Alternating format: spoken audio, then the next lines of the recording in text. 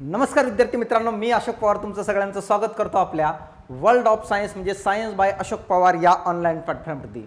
विद्यार्थी मित्रांनो, last taste पहिली बघितली जी सगळ्यांसाठी मोफत ठेवलेली होती, ही पण टेस्ट विद्यार्थ्यांसाठी मोफत ठेवलेली आहे। दुसरी टेस्ट ज्यामध्ये आपण शोषण संस्था आणि उत्सर्जन संस्था या दोन टॉपिकवरचे प्रश्न घेतलेले होते। प्रश्न घेत असताना विद्यार्थी मित्रांनो, आयोगाचा कट टू कट पॅटर्न जो आहे फॉलो करण्याचा प्रयत्न केला जात आहे।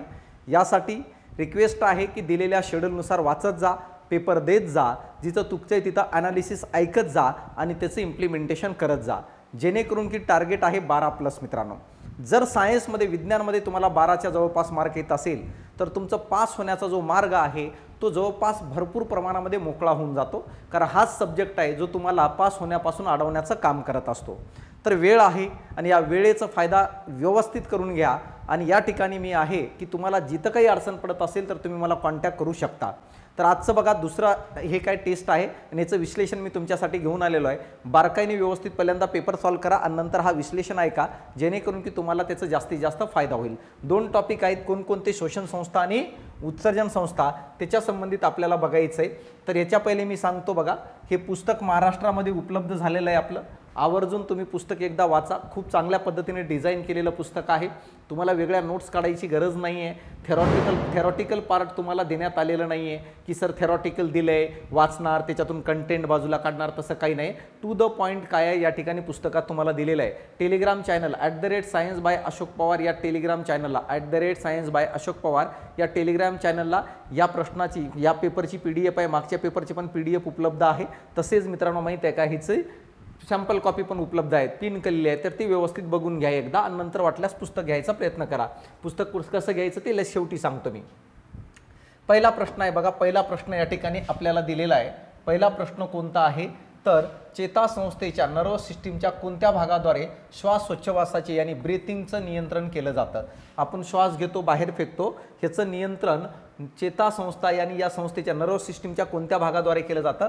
पहिला आहे मेडुला ऑब्लोगंटा, दुसरा आहे पानसोरोली, तिसरा आहे प्रमस्तिष्क आणि चौथा आहे अनुमस्तिष्क। यामध्ये बघा मेडुला ऑब्लोगंटाद्वारे पण काय केलं जातं माहिती आहे का, आपल्या श्वासोच्छवासाचं कंट्रोल केलं जातं, कारण की मेडुला ऑब्लोगंटा हृदय आणि श्वासोच्छवास दोघांवरही नियंत्रण प्रस्थापित करण्याचं कार्य करतो। यानंतर बघा पोनसोरोली हा पण काय आहे, हिंड ब्रेनचा भाग आहे पश्चिम मस्तिष्काचं, याच्याद्वारे पण नियंत्रण केलं जातं। आणि प्रमस्तिष्क काय म्हणतो आपण त्याला सेरेब्रम, ज्याला मोठा मेंदू म्हणून ओळखलं जातं। हा जो मोठा मेंदू आहे मेंदूतील सर्वात मोठा भाग आहे आणि या मेंदूतील सर्वात मोठा भागाद्वारे पण काय केलं जातं माहिती आहे का, या ठिकाणी जर बघितलं तर समजणं गरजेचं आहे की हे श्वासोच्छवास नियंत्रित केला जातो। आणि शेवटचं आहे अनुमस्तिष्क। अनुमस्तिष्काचं आणि श्वासोच्छवासाचा काही संबंध नाही आहे मित्रांनो। तर ह्याचं कशा संबंध आहे तर सेरेबेलम काय करत असतो माहिती आहे का, शरीराचं तोल सांभाळण्याचं काम करतं। शरीराचा जो आपला तोल जातो तो सांभाळण्याचं कार्य जर कोण करत असेल तर तो करतो सेरेबेलम, ज्याला अनुमस्तिष्क म्हणतो, ज्याला छोटा मेंदू म्हणून ओळखलं जातं। तर ह्याचा आणि श्वासोच्छवासाचा काही संबंध नाही, चालणे पळणे पोहणे हे त्याच्या रिलेटेड आहे। तर वरचं अ ब आणि क हे 3 ऑप्शन असणं गरजेचं आहे। तर या कारणामुळे मला सांगा या प्रश्नाचं उत्तर पहिलं यायला पाहिजे आपलं, तो म्हणजे कोणतं अ ब आणि क उत्तर। तर हे एक कंट्रोलवर प्रश्न विचारू शकतात, ब्रीथिंगचं काय आणि कसं असणार आहे। आता बघा खालीलपैकी हल्डेन परिणाम कोणते आहे। आता हल्डेन परिणाम किंवा बाकीचा परिणाम कशाच्या संबंधित आहे ते समजण्याचा प्रयत्न करा। पहिलं बघा, लहान बाळाच्या हिमोग्लोबिनची ऑक्सिजन सोबत संयोग पावण्याची क्षमता जास्त होते, याला हल्डेन परिणाम म्हणतात का। ऑक्सिजनची हिमोग्लोबिन सोबत संयोग पावण्याची क्षमता कमी होते का, याला हल्डेन परिणाम म्हणतात का। प्लाझ्मा आणि आरबीसीचा समतोल बदलणे, याला हल्डेन परिणाम म्हणतात का। की हिमोग्लोबिनला ऑक्सिजन जोडले जाताच रक्तातील कार्बन डायऑक्साईड बाहेर टाकणे, याला म्हणतात। तर बघा हल्डेन परिणाम हा कोणाला म्हणतो माहिती आहे का, हल्डेन परिणाम म्हणत असतो जेव्हा ऑक्सिजन हिमोग्लोबिन सोबत जोडला जातो त्याच वेळेस रक्तातील कार्बन डायऑक्साईड बाहेर टाकले जाणे, या पूर्ण प्रक्रियेला आपण हल्डेन परिणाम म्हणतो। मग सर वरचे काय आहेत ते समजणं गरजेचं आहे। जेव्हा तुम्ही ऑक्सिजन आणि हिमोग्लोबिन यांची संयोग पावण्याचा जो कर्व आहे तो जर बघितलं तर तुम्हाला या गोष्टी समजून जाईल।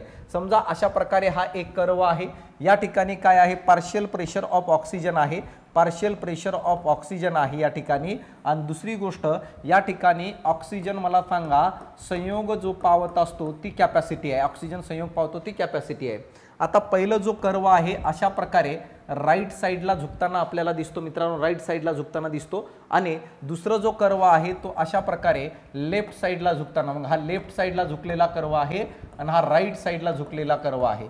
मग आता बघा, जो कर्व लेफ्ट साईडला झुकलेला आहे ऑब्वियसली मला सांगा तो मध्ये ऑक्सिजन पावण्याची क्षमता जास्त दाखवतो.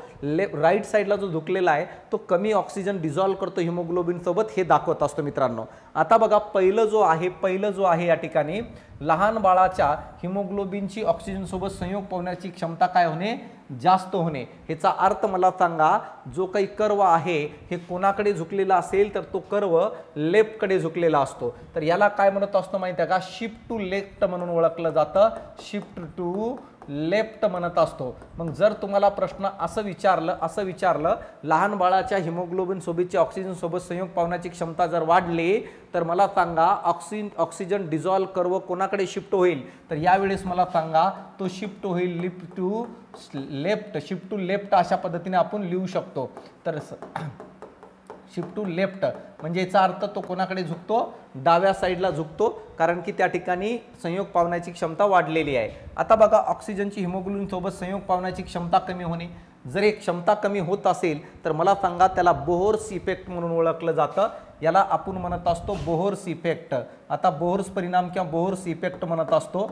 आता बोहर्स इफेक्ट मध्ये मला सांगा क्षमता कमी होऊ राहिली, तर यामध्ये मला सांगा कर्व जो आहे शिफ्ट टू राईट होईल मित्रांनो. शिफ्ट टू काय आहे, राईट होणार आहे, कारण ग्राफ जर बघितलं तर तुम्हाला कळेल बघा, शिफ्ट टू राईट होत असेल तर मला सांगा ऑक्सिजनची संयोग पावण्याची क्षमता काय होणार आहे, कमी होणार आहे. आणि लेफ्टला जात असेल तर संयोग पावण्याची क्षमता बघा, इथं हा ग्राफ आहे, संयोग पावण्याची क्षमता वाढणार आहे. आणि यालाच आपण काय म्हणत असतो माहित आहे का, बोर्स इफेक्ट म्हणून ओळखलं जातं. तर बोर्स इफेक्ट काय सांगतो की ऑक्सिजन आणि हिमोग्लोबिनची संयोग पावण्याची क्षमता काय होते मित्रांनो, कमी होते. आणि या ठिकाणी बघा शिफ्ट टू लेफ्ट जो आहे त्या ठिकाणी वाढते. म्हणून दुसरा ऑप्शन जो आहे तो काय राईट टू शिफ्टच्या अनुषंगाने आहे आणि त्याला बोर्स म्हणून ओळखला जातो इफेक्ट.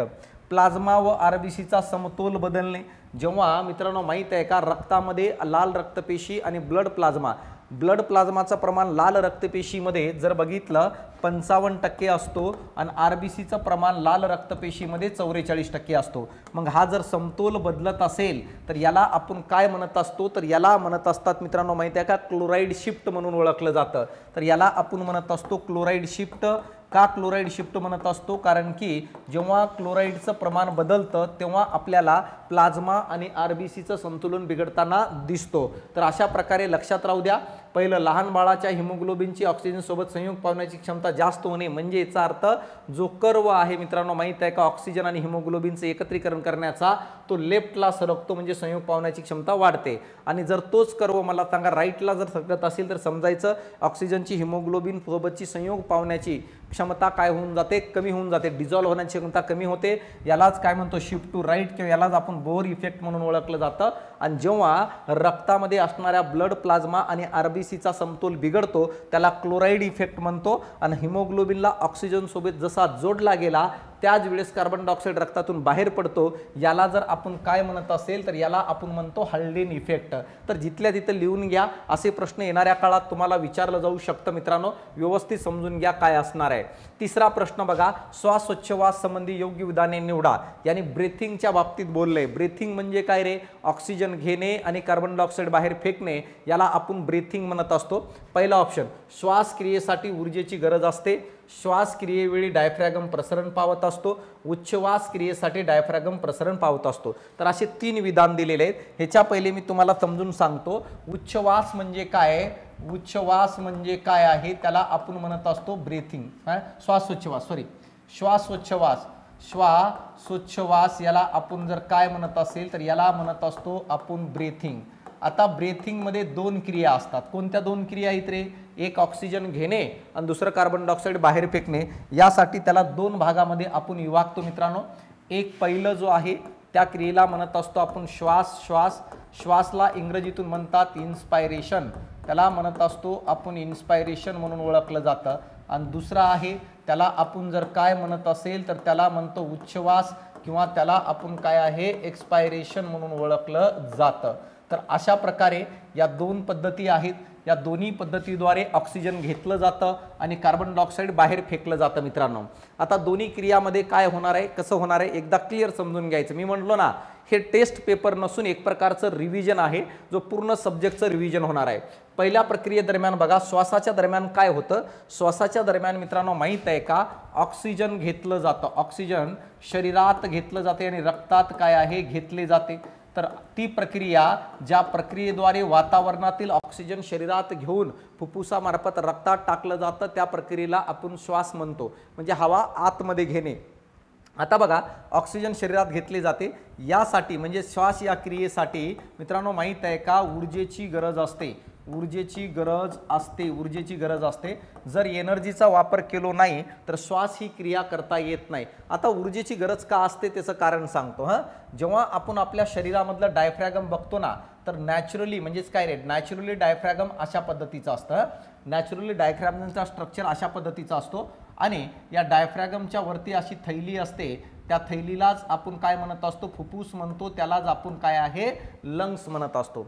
आता बघा जर हवा बाहेरून आतमध्ये जर घ्यायचं असेल तर या डायफ्रॅगमला खाली वडावं लागेल, खाली वडावं लागेल, कारण नॅचरली डायफ्रॅगम अशा कंडिशनमध्ये असतो आणि खाली वडण्यासाठी त्या ठिकाणी वापरावी लागते ऊर्जा। जेव्हा डायफ्रॅगमला खाली ओढतो आपण तेव्हा मला सांगा फुफ्फुस खाली सरकतं आणि त्या फुफ्फुसाची साईज वाढते, फुफ्फुसाची साईज वाढल्यामुळं आतमध्ये जो काही एरिया आहे फुफ्फुसाचा तो वाढतो, म्हणून आतमध्ये दाब कमी होतं आणि वातावरणाचा दाब जास्त होऊन जातं त्या कंपॅरिझनली, म्हणून हवा बाहेरून आतमध्ये येते।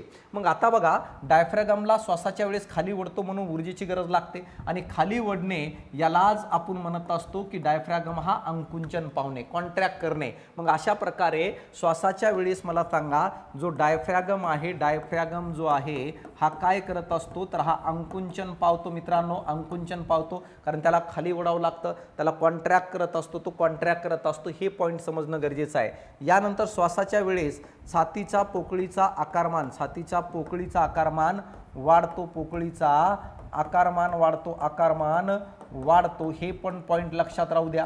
कारण छातीच्या पोकळीचा आकारमान का वाढला, छातीच्या पोकळीचा आकारमान वाढणे म्हणजे वायुकोश किंवा ॲल्व्हिलस किंवा लंग्सचे एरिया वाढणे, का वाढलं कारण ऊर्जेचा वापर करून डायफ्रॅगमला खाली ओढलोय आपण आणि अशा वेळेस मला सांगा हवा बाहेरून आपल्या शरीरामध्ये येत असते। आता या हवेमध्ये कोणाचं प्रमाण किती असतं तर या हवेमध्ये जर बघितलं तर ऑक्सिजनचं प्रमाण असतं 20.96% मित्रांनो, कार्बन डायऑक्साईडचं प्रमाण किती 0.04% असतं आणि नायट्रोजन अप्रॉक्सिमेट किती तर 79% आपण घेत असतो।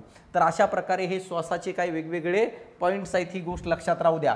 आता उच्छवास करायचं आहे, आता उच्छवास करायचं म्हटलं तर या फुफ्फुसाला लहान करावं लागेल। मग आता मला सांगा श्वासाच्या वेळेस डायफ्रॅगमला खाली धरून ओढलो तर ऊर्जेच्या साहाय्याने, जसं मी डायफ्रॅगमला मोकळं सोडून देईल डायफ्रॅगम आपल्या ओरिजिनल कंडिशनला जाईल आणि त्यावेळेस खाली लटकलेला फुफ्फुस वरती ढकलला जाईल, फुफ्फुस वरती ढकलल्यामुळं त्याचं एरिया कमी होईल आणि एरिया कमी झाल्यामुळं आतून हवा बाहेर फेकली जाईल मित्रांनो। तर अशा प्रकारे या ठिकाणी दुसरं पॉईंट काय असणार आहे तर या ठिकाणी बघा उच्छवासामध्ये कार्बन डायऑक्साईड युक्त हवा काय केलं जाते, हवा बाहेर फेकणे, हवा बाहेर फेकणे शरीराच्या, याला आपण जर काय म्हणत असेल तर काय म्हणतो मित्रांनो उच्छवास म्हणून ओळखलं जातं, याला एक्सपायरेशन म्हणत असतो इंग्रजीतून। यावेळेस काय रे ऊर्जेची गरज नसते, ऊर्जेची गरज नसते, का गरज नसते ऊर्जेची, कारण श्वासाच्या वेळेस जो काही डायफ्रॅगम खाली ओढून धरलो होतो आपण ऊर्जेच्या साहाय्याने, तर जर त्याला जर सोडला तर त्याच्या ओरिजिनल पोझिशनला ऑटोमॅटिक जाईल ना। जसं स्प्रिंग भिंतीला बांधले,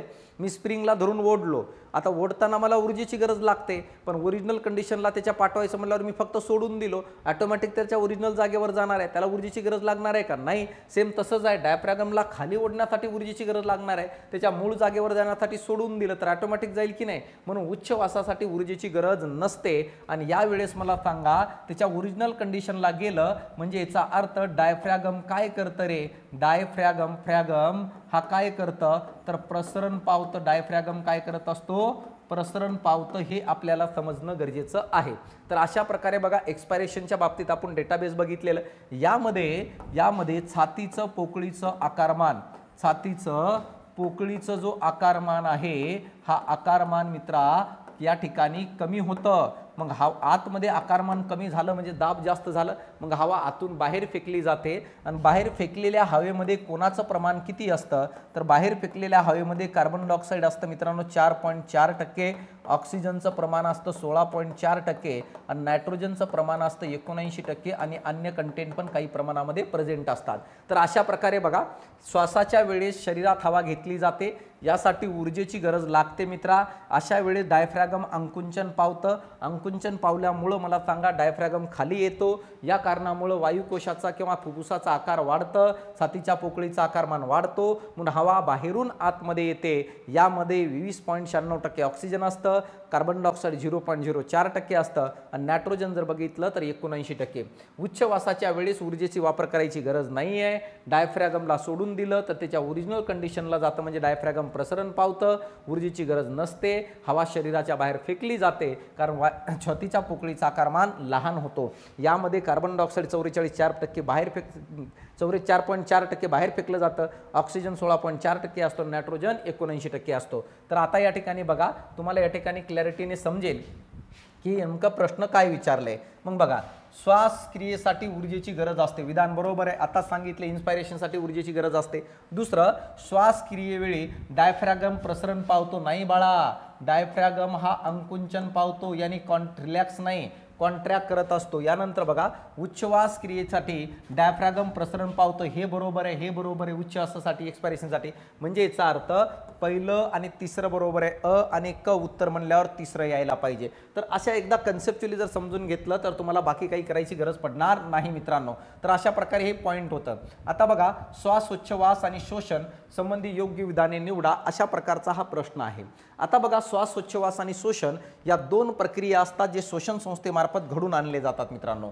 एक कोणता आहे, एक आहे श्वास उच्छ्वास, श्वास उच्छ्वास ही पहिली प्रक्रिया आहे ज्याला आपण म्हणत असतो ब्रीथिंग, ब्रीथिंग म्हणून ओळखलं जातं, ब्रीथिंग म्हणत असतो। आणि दुसरं आहे त्याला आपण म्हणत असतो शोषण, ज्याला आपण काय आहे रेस्पिरेशन म्हणून ओळखलं जातं। तर अशा प्रकारे हे दोन पायऱ्या आहेत, काय आणि कशा प्रकारे असणार आहे ते आपल्याला या ठिकाणी व्यवस्थित बघायचं आहे। जर बघितलं तर या ठिकाणी आता बघा एक आहे कोणतं ब्रीथिंग, दुसरा काय आहे शोषण। आता ब्रीथिंग काय असणार आहे आणि शोषण काय असणार आहे ते तुम्हाला सांगतो। दोन्ही प्रोसेस काय आहे वेगळे आहेत, दोन क्रिया आहेत। एक क्रिया आहे कोणती माहिती आहे का, श्वासोच्छवास, आणि दुसरी कोणती आहे शोषण। दोघांमध्ये फरक समजून घ्या। श्वासोच्छवास म्हणजे काय माहिती आहे का, श्वासोच्छवासाचा अर्थ काय होतो ते मी तुम्हाला सांगतो। सगळ्यात पहिलं पॉईंट, ह्याचा अर्थ काय आहे, ऑक्सिजन घेणे, ऑक्सिजन घेणे व कार्बन डायऑक्साईड काय करणे बाहेर फेकणे, या प्रक्रियेला आपण जर काय म्हणत असेल तर काय म्हणत असतो ब्रीथिंग म्हणत असतो। ऑक्सिजनयुक्त हवा शरीरात घेणे आणि कार्बन डायऑक्साईडयुक्त हवा शरीराच्या बाहेर फेकणे याला आपण काय म्हणत असतो श्वासोच्छवास म्हणतो, ब्रीथिंग म्हणत असतो। प्रत्येक सजीवासाठी जर बघितलं तर ही कंपल्सरी असणार आहे। आता बघा दुसरी गोष्ट काय आहे, ही भौतिक क्रिया आहे, ही भौतिक क्रिया आहे आणि फिजिकल क्रिया आहे। कोरेला का भौतिक आणि काय आहे फिजिकल प्रोसेस आहे, भौतिक क्रिया आहे। कोणती माहिती आहे का, श्वासोच्छवास, कारण या ठिकाणी फक्त हवेची देवाणघेवाण होऊ राहिली मित्रांनो, हवेचा वापर वगैरे होत नाहीये, ऑक्सिजनचा वापर वगैरे होत नाहीये। श्वासोच्छवासाद्वारे ऑक्सिजन घेतलं जातं आणि कार्बन डायऑक्साईड बाहेर फेकलं जातं। तर ही एक प्रकारची भौतिक क्रिया आहे, ह्याच्यामध्ये कोणत्याही प्रकारचं मला सांगा ऊर्जेचा वापर होतो, परंतु काय माहिती आहे का रासायनिक वगैरे कोणती क्रिया घडत नाही। तिसरं पॉईंट जर बघितलं यामध्ये या क्रियेमध्ये म्हणजे कोणतं श्वासोच्छवासामध्ये ऊर्जेचा वापर होतो, ऊर्जेचा वापर होतं। मी तुम्हाला सांगितलं ना श्वासोच्छवासापैकी जी पहिली क्रिया आहे श्वासाची, ज्याला इन्स्पायरेशन म्हणत असतो, ब्रीथिंगमध्ये पहिली क्रिया जी इन्स्पायरेशन म्हणतो त्याच्यासाठी ऊर्जेची गरज लागते। पाचवं पॉईंट जर बघितलं तर या ठिकाणी बघा ऊर्जेची गरज असते। यामध्ये कोणतेही विकर वापरले जात नाही, कोणतेही विकर यानी एन्झाईम्स म्हणतो आपण त्याला, एन्झाईम वापरले जात नाही। अशा प्रकारे मला सांगा हे आहे कोणतं ब्रीथिंग, याला म्हणतो आपण बाह्य श्वसन, ज्याच्यामध्ये दोन पायऱ्या आहेत श्वास आणि उच्छ्वास, इन्स्पायरेशन आणि एक्सपायरेशन। यानंतर जर बघितलं शोषणामध्ये काय आहे, शोषणाचा जर विचार केलो तर आपल्याला समजून येईल की नेमकं याच्यामध्ये काय असणार आहे। तर सगळ्यात पहिलं पॉईंट शोषणामध्ये काय, ह्याच्या एकदम विरुद्ध आहे। तर यामध्ये काय माहित आहे का, ऑक्सिजनचा वापर करून मला सांगा अन्नापासून ऊर्जा तयार करणे याला आपण शोषण म्हणत असतो। म्हणजे याचा अर्थ साध्या भाषेत सांगायचं म्हटलं तर अन्नापासून ऊर्जा तयार करणे याला रेस्पिरेशन म्हणतो। म्हणजे याचा अर्थ या ठिकाणी ऊर्जा तयार होते, तर मित्रांनो या ठिकाणी ऊर्जा वापरली जाते। म्हणजे ब्रीथिंग मध्ये ऊर्जा वापरली जाते, तर रेस्पिरेशन ही प्रक्रिया ऊर्जा तयार करण्याची प्रक्रिया आहे। अन्नापासून ऊर्जा तयार करणे यालाच आपण रेस्पिरेशन म्हणत असतो, यालाच आपण काय आहे शोषण म्हणून ओळखत असतो। ही एक जैव रासायनिक क्रिया आहे, बायोकेमिकल रिएक्शन आहे, जैव रासायनिक क्रिया आहे। कोणती जैव रासायनिक क्रिया आहे तर या ठिकाणी अभिक्रिया घडते। कशी घडते सर तर शोषणामध्ये ग्लुकोजच्या रेणूमध्ये ऑक्सिजन मिसळलं जातं आणि त्याच्यापासून मला सांगा ऊर्जा तयार केली जाते। यासोबतच कार्बन डायऑक्साइड आणि H2O सारखे रेणू तयार होतात। तर एक प्रकारची जैव रासायनिक क्रिया आहे आणि ही क्रिया घडत असताना यामध्ये जर बघितलं मित्रांनो माहित आहे का विकर वापरले जातात। कारण विकर यानी काय म्हणतो एन्झाईम वापरले जातात। कोणामध्ये वापरले जाते मित्रांनो माहित आहे का शोषणामध्ये, कारण तिथं रासायनिक अभिक्रिया घडते। म्हणून या ठिकाणी बघा जर बघितलं तर काय आहे एन्झाईम्स आपल्याला वापरलेले दिसतात।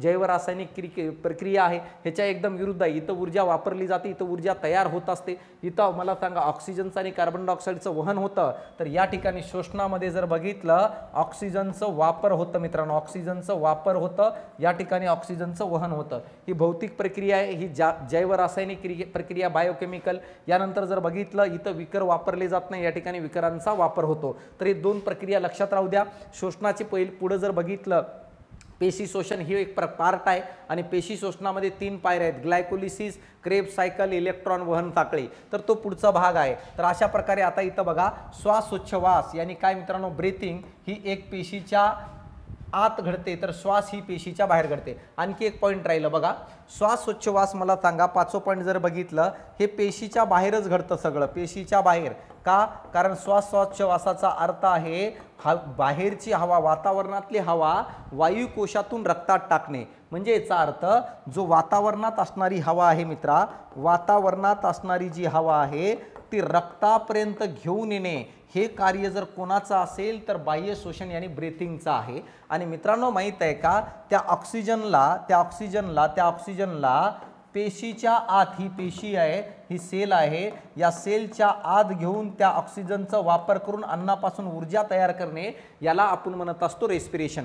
म्हणजे रेस्पिरेशन ही प्रक्रिया सेलच्या आतमध्ये घडत असते, तर ब्रीथिंग ही प्रक्रिया सेलच्या बाहेरच असते मित्रांनो। तर हे एक फरक समजण्याचा प्रयत्न करा। आणि या ठिकाणी पहिलेच पॉइंट दिले बघा, श्वासोच्छवास ब्रीथिंग ही क्रिया पेशीच्या कुठं घडते मित्रांनो माहिती आहे का आत घडते असं म्हणतं, हे विधान चुकीचं आहे। कारण ब्रीथिंग ही प्रक्रिया पेशीच्या बाहेर घडते, तर शोषण रेस्पिरेशन ही क्रिया पेशीच्या बाहेर घडते, हे चुकीचं आहे। कारण उलट केलेलं आहे, रेस्पिरेशन हे पेशीच्या आतमध्ये असतं आणि बाह्य शोषण ब्रीथिंग ही पेशीच्या बाहेर असतं। म्हणून बघा पहिलं विधान चुकीचं ठरतंय। दुसरं बघा, श्वासोच्छवास ही क्रिया भौतिक क्रिया आहे, बरोबर आहे, फिजिकल प्रोसेस आहे कोणती ब्रीथिंगची। यानंतर तर शोषण यानी रेस्पिरेशन ही क्रिया बायोकेमिकल यानी जैव रासायनिक आहे, तर हे विधान बरोबर आहे ब।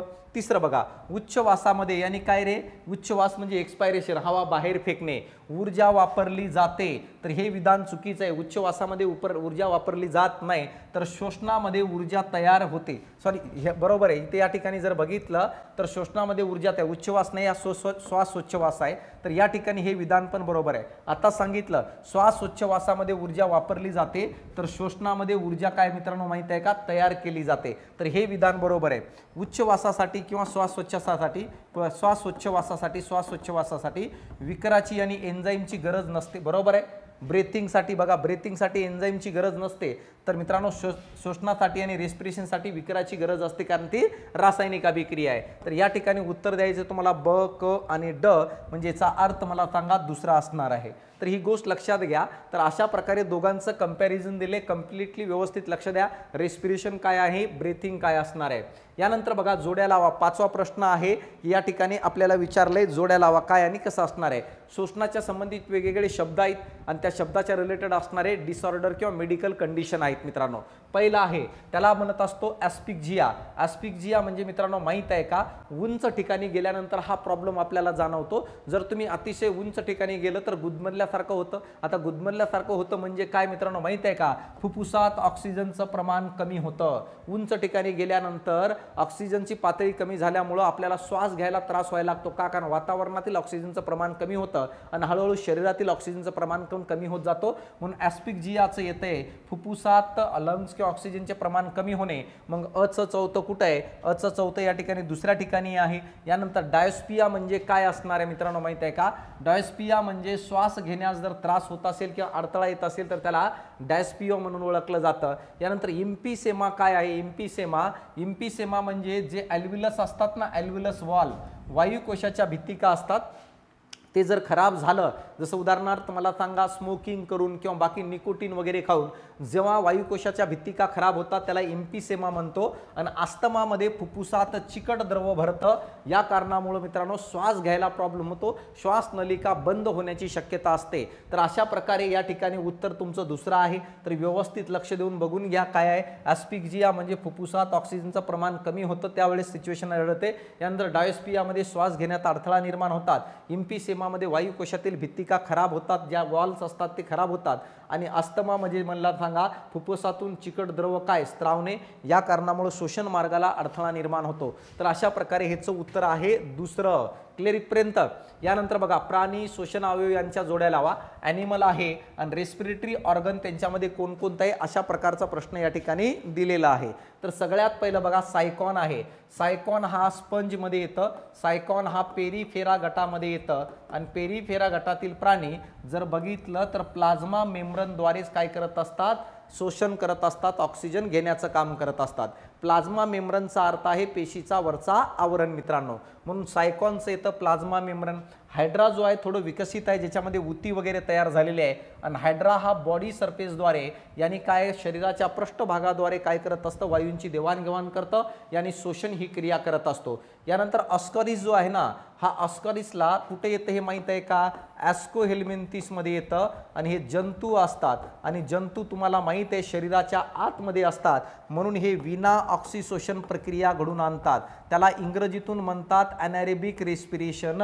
मग हे प्लॅन्टेलमेंथिस ज्याच्यामध्ये येतं लिव्हर फ्लूक वगैरे, टेपवर्म, यानंतर ॲस्कोहेल्मिन्थिस मध्ये येतं गोलक्रमी ज्याला ॲस्कॅरिस म्हणतो, फायलेरिया असेल, पिनवर्म असेल, हुकवर्म असतील, हे सगळे याचे उदाहरण आहेत ॲस्कोहेल्मिन्थिस। ते सगळेचे सगळे विना ऑक्सिशोषण करतात का, कारण की विना ऑक्सिशोषणाचा अर्थ आहे ऑक्सिजनचा वापर न करता अन्नापासून ऊर्जा तयार करणे, आणि मित्रांनो माहित आहे का ॲस्कॅरिस हे विना ऑक्सिशोषण करतात। यानंतर गांडूळ नावाचा प्राणी कशाद्वारे करत असेल तर त्वचेद्वारे करत असतो, त्याला क्युटिनियस रेस्पिरेशन म्हणून ओळखत असतो मित्रांनो, जो संघ ॲनालिडामध्ये येताना आपल्याला दिसतं। पण तुम्हाला समजून यावं की ॲनालिडातील बाकीचे प्राणी जे असतात ते नेफ्रिडिया नावाच्या घटकाद्वारे शोषणास आहे ना, तर तो उत्सर्जनात आहे। तर अशा प्रकारे बघा, अशा प्रकारे गांडूळ नावाचा प्राणी हा त्वचेद्वारे काय करत असतो, रेस्पिरेशन करत असतो। तर या प्रश्नाचं उत्तर बघा अचं चौथं दोन ठिकाणी आहे, बचं पहिले एका ठिकाणी आहे, म्हणून उत्तर यायला पाहिजे तुमचं दुसरं।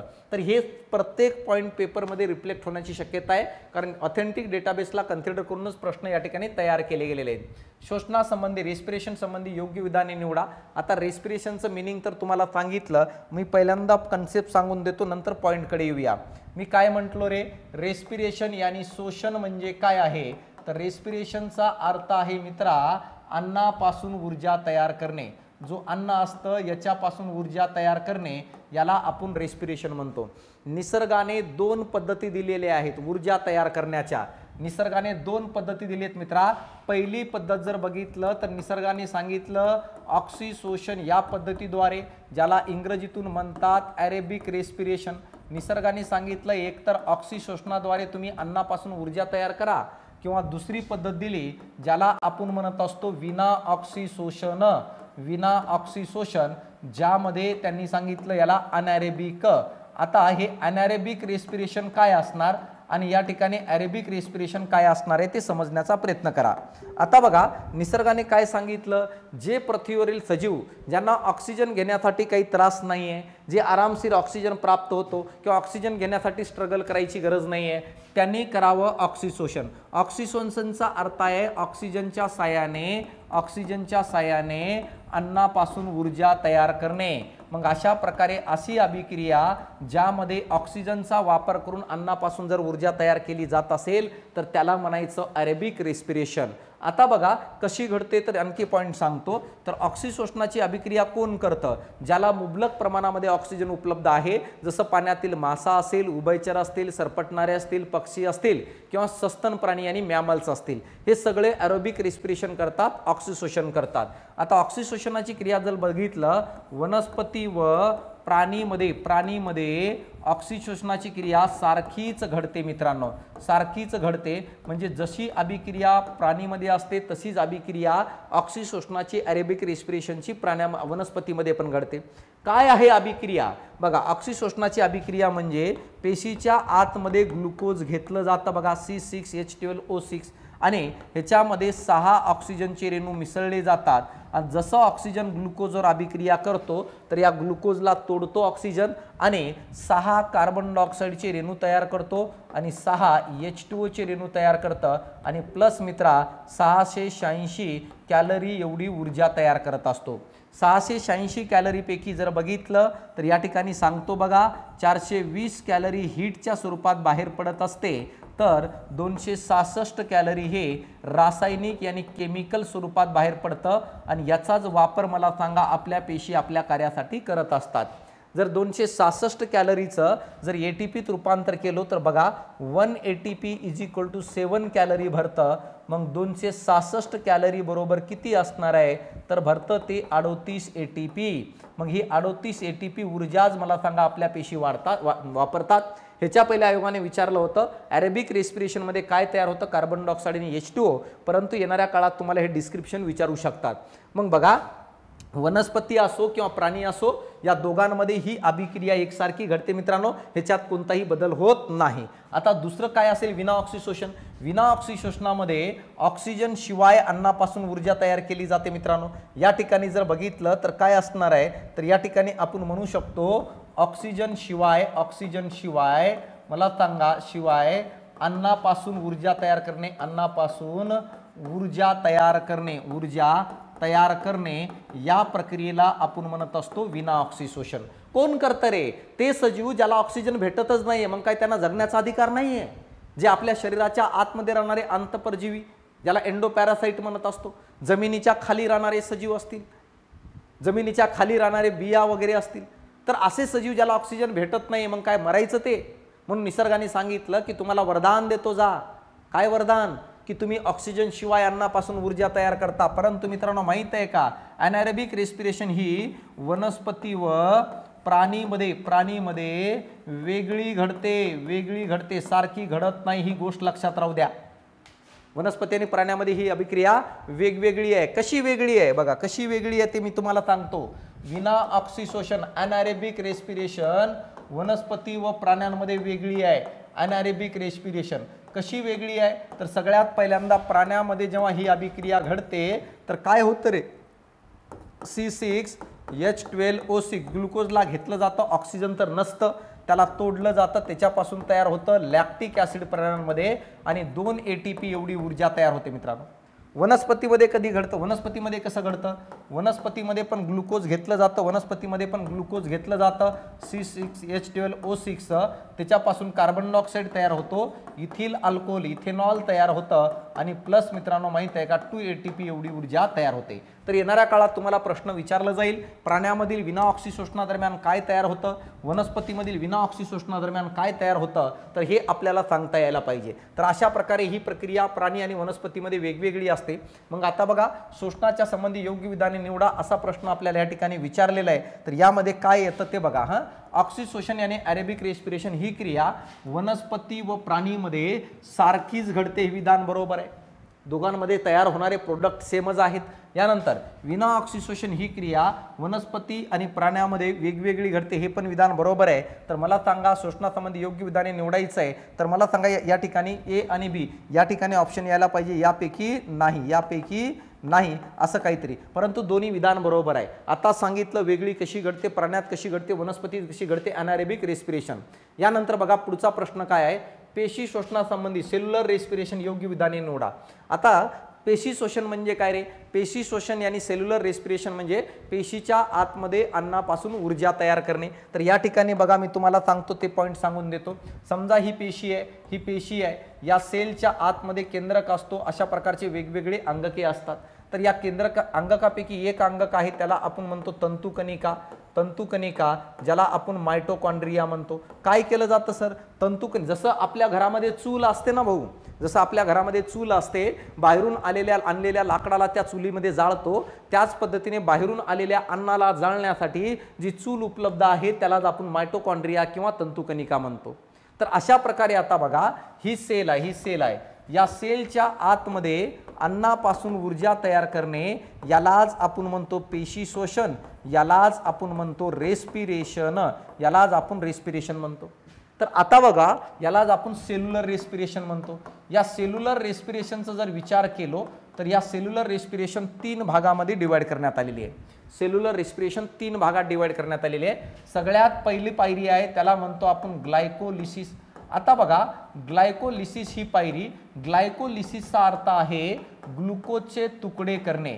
तर काय केलं जातं माहिती आहे का? ग्लुकोज पासून ऊर्जा तयार करत असताना सगळ्यात पहिल्यांदा पेशीच्या पेशीद्रव्यात जसं ग्लुकोज येतो या ठिकाणी, तर या पेशीद्रव्यामध्येच मला सांगा ग्लुकोजचे तुकडे केले जातात. या प्रक्रियेलाच आपण ग्लायकोलिसिस म्हणून ओळखत असतो. तर ग्लायकोलिसिस म्हणजे ग्लुकोजचे तुकडे करणे. कुठं घडत असते ही प्रक्रिया? ही प्रक्रिया घडत असते पेशीद्रव्यात. आता पेशीद्रव्यात ग्लुकोजचे तुकडे करणे याला म्हणतात ग्लायकोलिसिस. ही प्रक्रिया घडत असताना ऑक्सिजनचा वापर होत नाही, म्हणून या प्रक्रियेला म्हणतो आपण विना ऑक्सिशोषण. या व्यतिरिक्त काय आहे? तर या व्यतिरिक्त ग्लायकोलिसिस प्रक्रियेमध्ये 2 पायरुव्हिक ॲसिडचे रेणू तयार होतात. तसेच ग्लायकोलिसिस अभिक्रियेदरम्यान 2 ATP एवढी ऊर्जा तयार होते. तर ही पहिली पायरी आहे ग्लायकोलिसिस, जो पेशीच्या पेशीद्रव्यात सायटोप्लाझ्मामध्ये घडते. खास करून सायटोप्लाझ्मात ही विना ऑक्सिशोषण क्रिया आहे. 2 रेणू पायरुव्हिक ॲसिडचे तयार होतात, 2 ATP ऊर्जा तयार होते. या व्यतिरिक्त 2 पायऱ्या आहेत, आणखी 2 पायऱ्या. दुसरी पायरी आहे त्याला म्हणत असतो क्रेब चक्र किंवा त्याला आपण जर काय म्हणत असेल तर मित्रांनो माहिती आहे का, फॉस्फरिक आम्ल चक्र म्हणून ओळखलं जातं. आणि तिसरं आहे त्याला आपण म्हणत असतो इलेक्ट्रॉन वहन साखळी. मराठीतून त्याला म्हणतात इलेक्ट्रॉन वहन साखळी किंवा इंग्रजीतून त्याला आपण म्हणत असतो काय इलेक्ट्रॉन ट्रान्सफर चेन रिॲक्शन. आणि सांगायचं तात्पर्य आहे या दोन्ही पायऱ्या जर कुठं घडत असेल तंतुकणिकेत घडतं. तंतुकणिकेत घडताना आपल्याला दिसतात, यालाच आपण मायटोकॉन्ड्रिया म्हणतो. दोन्ही पायऱ्यामध्ये ऑक्सिजनचा वापर होतो. म्हणजे दोन्ही पायऱ्या या ऑक्सिशोषण क्रिया करतात. ऑक्सिशोषण म्हणजे ऑक्सिजनचा वापर करून ग्लुकोजच्या तुकड्यांना तोडण्याचं काम केलं जातं. आणि या दोन्ही प्रक्रियेदरम्यान या तंतुकणिकेच्या आतमध्ये जी एकूण ऊर्जा तयार होते ती 36 ATP असते. मग अशा प्रकारे मायटोकॉन्ड्रियामध्ये 36 ATP आणि 2 ATP ग्लायकोलिसिसमधून तयार झालेले असे 38 ATP तयार होतात. तर अशा प्रकारे या 3 पायऱ्या आहेत, ग्लायकोलिसिस, क्रेब्स सायकल, इलेक्ट्रॉन वहन साखळी, या दोन्ही मायटोकॉन्ड्रियामध्ये घडतात. तर ती पेशीद्रव्यामध्ये सायटोप्लाझ्मामध्ये. तर पेशी शोषणाच्या संबंधी, सेल्युलर रेस्पिरेशनच्या संबंधी योग्य विधाने निवडायचे आपल्याला. पहिलं बघा, ग्लायकोलिसिस ही क्रिया पेशीद्रव्यात घडून येते, बरोबर आहे विधान. क्रेब चक्र व इलेक्ट्रॉन वहन साखळी ज्याला इलेक्ट्रॉन ट्रान्सपोर्ट चेन रिॲक्शन म्हणतो तंतुकणिकेत घडतं, हे पण विधान बरोबर आहे. मग अशा प्रकारे मला सांगा तिसरं उत्तर यायला पाहिजे अ आणि ब दोन्ही बरोबर आहे. तर प्रत्येक कन्सेप्ट समजून घ्या राजा, कारण की माहित आहे का एकदा कन्सेप्ट कळाली की पाठांतराची गरज पडत नाही. आणि तुम्ही 1000 वेळेस पाठांतर करा, मी लिहून देतो, तुम्हाला मार्क येणार नाही. यासाठी काय शिकवतो एक्सप्लेनेशन थोडं वेळ गेलं तरी चालतं, पण परफेक्ट होणं गरजेचं आहे. तर अशा प्रकारे आहे. यानंतर खालीलपैकी जोड्या जुळवा. काही ठिकाणी आपल्याला या ठिकाणी रंगद्रव्य वगैरे दिलेले आहेत. तर काय मित्रांनो ह्याच्या रिलेटेड पण प्रश्न येतात. आता इथं बघा शोषण रंगद्रव्य आहेत आणि काही ठिकाणी या ठिकाणी प्राणी दिलेत. काय आहेत रे? कोणता क्लोरोफिल किंवा रंगद्रव्य कोणत्या प्राण्यांमध्ये पिगमेंट्स प्रेझेंट आहे, त्याला कोणता रंग प्राप्त होतो, अशा प्रकारे दिलेले आहे. आता बघा जर तुम्ही या ठिकाणी बघितलं तर हिमोग्लोबिन आपल्या या पृष्ठवंशीय प्राणी आहे, ज्याला व्हर्टिब्रेट म्हणत असतो. तर व्हर्टिब्रेट प्राण्यामध्ये आपल्याला हिमोग्लोबिन आढळताना दिसतो आणि या हिमोग्लोबिनमध्ये काय असतं, लोखंड असतो आणि या कारणामुळं पृष्ठवंशीय प्राण्यांच्या रक्ताचा रंग हा लाल असतो मित्रांनो. कळलं का, लाल असतो. मग असा प्रश्न जर विचारलं पृष्ठवंशीय प्राण्यांमध्ये रक्ताचा रंग लाल का, कारण की त्यामध्ये लोखंड आणि ऑक्सिजनची अभिक्रिया होते, म्हणजे याच्यामध्ये लोखंड आणि ऑक्सिजनची अभिक्रिया होते म्हणून लाल आहे. यानंतर बघा आता क्लोरोक्विन काय आहे, क्लोरोक्विन काय आहे ते महत्त्वाचं आहे. क्लोरोक्विन जर बघितलं तर मित्रांनो माहित आहे का, हा एक रंगद्रव्य आहे, तो आपल्याला ॲनालिडामध्ये आढळताना दिसतं. मग या क्लोरोक्विनमध्ये जर ऑक्सिजन मिक्स झाला तर मित्रांनो या ॲनालिडा संघातील प्राण्यांमध्ये रक्ताचा रंग हिरवा होतो. मग हिरवा रक्ताचा रंग होण्यासाठी हिरवा रक्ताचा रंग ॲनालिडा संघातील प्राण्यांमध्ये आढळतं आपल्याला. आणि या ठिकाणी जर बघितलं क्लोरोक्विन हा रंगद्रव्य त्याला कारणीभूत आहे. हिमेरिथिन नावाचा आहे. आता हिमेरिथिन कुठं आहे, तर हिमेरिथिन आपल्याला या पिनवर्ममध्ये आढळताना दिसतं. हिमेरिथिनमुळे कोण आहे, तर ह्याच्यामध्ये असतं मित्रांनो माहित आहे का, हिमेरिथिन सोबत ऑक्सिजन मिक्स होतो आणि या कारणामुळे आपल्याला जांभळा रंग प्राप्त होताना दिसतो. तर हिमेरिथिन आणि ऑक्सिजन एकत्र मिक्स झालं तर पिनवर्ममध्ये आपल्याला जांभळा रंग प्राप्त होताना दिसतो. हा पिनवर्म कुठं असतो माहित आहे का, जे गोलक्रमी प्राणी आहेत ना, ज्याला ॲस्कोहेल्मिंथिस म्हणत असतो आपण, ज्याच्यामध्ये गोलक्रमी येतात. पिनवर्म येतं, हुकवर्म येतं, ॲस्कॅरिस येतं, फायलेरिया येतं. तर त्या सगळ्यांमध्ये रक्ताचा रंग जांभळा होण्यासाठी कारणीभूत असणारा जो घटक आहे त्याला हिमेरिथिन म्हणत असतो. हिमोसायनिनमध्ये जर बघितलं कॉपर आणि ऑक्सिजन एकत्र येतात आणि या कारणामुळं मला सांगा मोलुस्कामध्ये आपल्याला रंगद्रव्य आढळताना दिसतं. कोणता रंगद्रव्य, तर मित्रांनो माहित आहे का, या ठिकाणी आपल्याला त्याच प्रकारचा रंगद्रव्य पिवळ्या टाईप आढळताना दिसतो. तर अशा प्रकारे या ठिकाणी आहे. मग अचं जर बघितलं तर दुसरं आहे, अचं दुसरं दोन ठिकाणी, त्यानंतर बचं किती आहे, पहिलं आहे. तर दुसरं उत्तर तुमचं यायला पाहिजे. IMP करून ठेवा, याला प्रश्न येणाऱ्या काळात तुम्हाला विचारू शकतो. काय विचारलं जाईल, एकतर हे रंगद्रव्य किंवा रक्ताचा रंग किंवा प्राण्यांची नावं. तर अशा प्रकारचा प्रश्न या ठिकाणी पडू शकतो मित्रांनो. आता बघा फुफ्फुसासंबंधी योग्य विधाने निवडा. लंग्सच्या बाबतीत काय आहे, फुफ्फुसाच्या भित्तिकेच्या बाहेरील थरास पॅराइटल प्ल्युरा म्हणतात, तर आतील थरास काय, विसरल प्ल्युरा म्हणतात. ही गोष्ट लक्षात राहू द्या. लंग्स जे आहेत, या लंग्सच्या ज्या वॉल्स आहेत त्या दोन थराच्या बनलेल्या असतात. जो आतील थर आहे त्याला जर काय म्हणत असेल त्याला विसरल म्हणत असतो, बाहेरील थराला पॅराइटल. तर पॅराइटल हा बाहेरील थर आहे, बाहेरील थर आहे आउटर मोस्ट, आणि त्यानंतर जर विसरल थर जो आहे तो आतमध्ये आहे, म्हणून हे विधान बरोबर आहे. म्हणजे फुफ्फुसाच्या वॉल दोन थराच्या बनलेल्या असतात. बाहेरचा लेवर जो आहे त्याला पॅराइटल काय म्हणत असतो, प्ल्युरा. आतील जो लेयर आहे त्याला विसरल प्ल्युरा म्हणतात. आता काय होतं माहित आहे का, जर बघितलं तर जेव्हा फुफ्फुस अंकुंचनाने प्रसरण करतो, अशा प्रकारे अंकुंचनाने प्रसरण करतो, तर फुफ्फुसाच्या भित्तिका घासल्या जाऊ शकतात.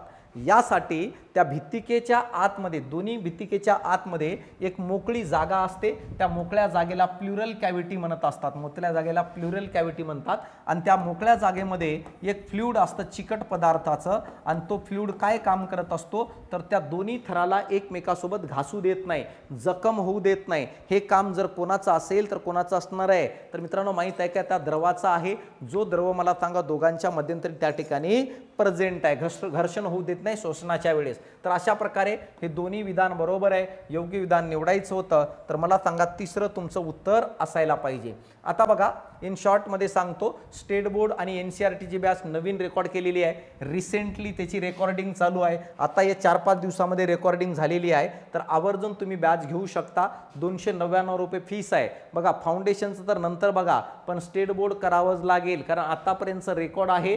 40 ते 50% प्रश्न हे स्टेट बोर्डमधूनच येतात जवळपास प्रत्येक पेपरमध्ये.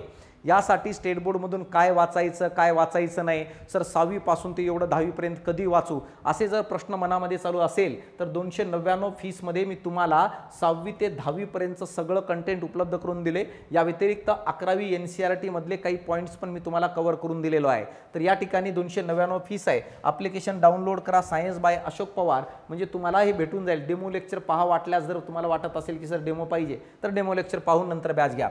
दुसरी गोष्ट, फाउंडेशन बॅचेस आहेत.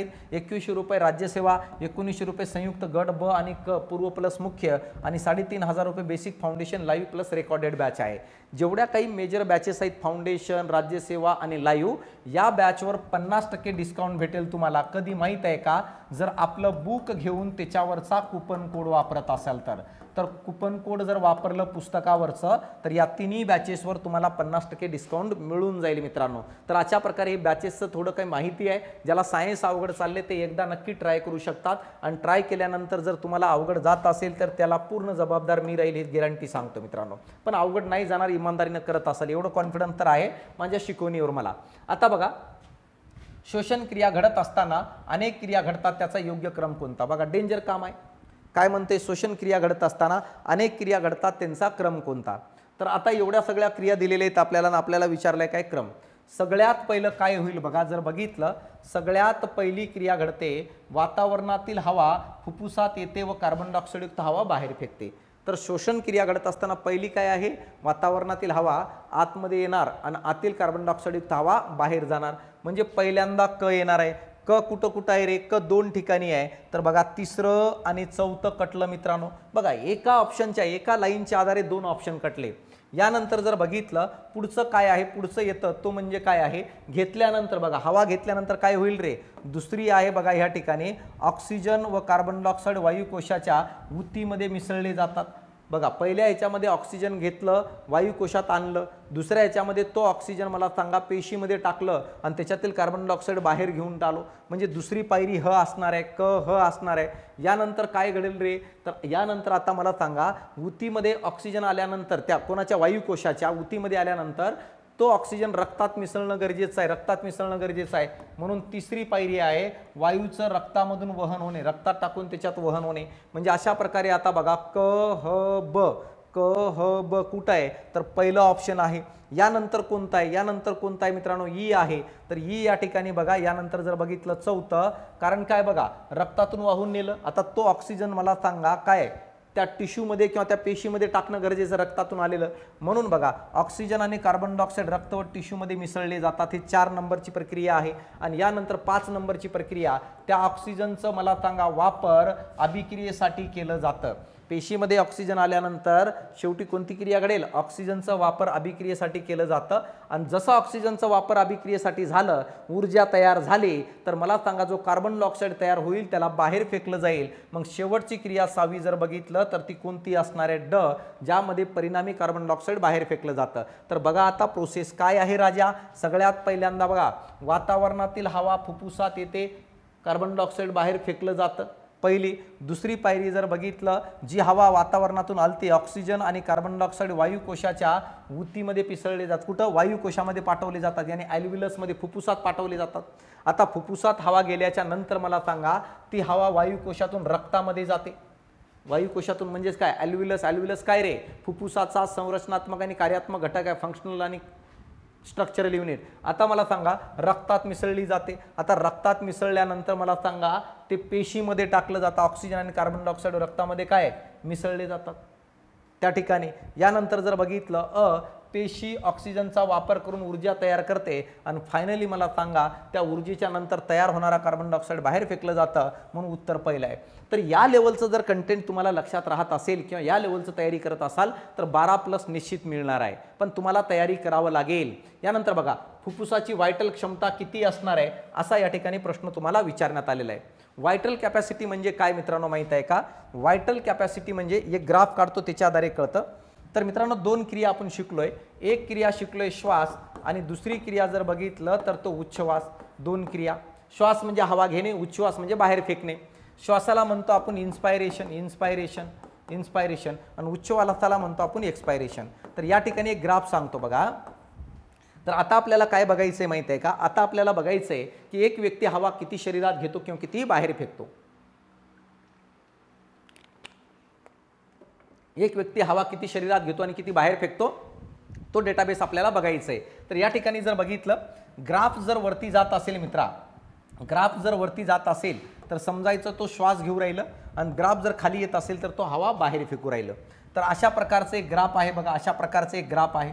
तर नॉर्मली जेव्हा व्यक्ती बसलेला असतो ना साधारण स्थितीमध्ये जसं आता तुम्ही लेक्चर पाहताय पळत पळत तर कोणी पाहत नाही ना भाऊ कोरेलं का पळत पळत तर पाहत नाहीये निवांत बसून लेक्चर पाहू राहिलं. जेव्हा साधारण स्थितीमध्ये एखादा व्यक्ती बसलेला असतो त्यावेळेस एखादा व्यक्ती जेवढी हवा शरीरात घेतो तेवढीच हवा बाहेर फेकतो, त्याला म्हणतात टायडल व्हॉल्यूम. तर त्याला आपण टायडल व्हॉल्यूम म्हणतो. तर नॉर्मली तुम्ही जेवढी हवा घेऊ राहिले तेवढीच हवा बाहेर फेकू राहिले. तर अशा प्रकारे हवा घेऊ राहिलो, बाहेर फेकू राहिलो, घेऊ राहिलो, बाहेर फेकू राहिलो, याला म्हणतात टायडल व्हॉल्यूम. आणि ही किती असते तर ही असते 500 ml.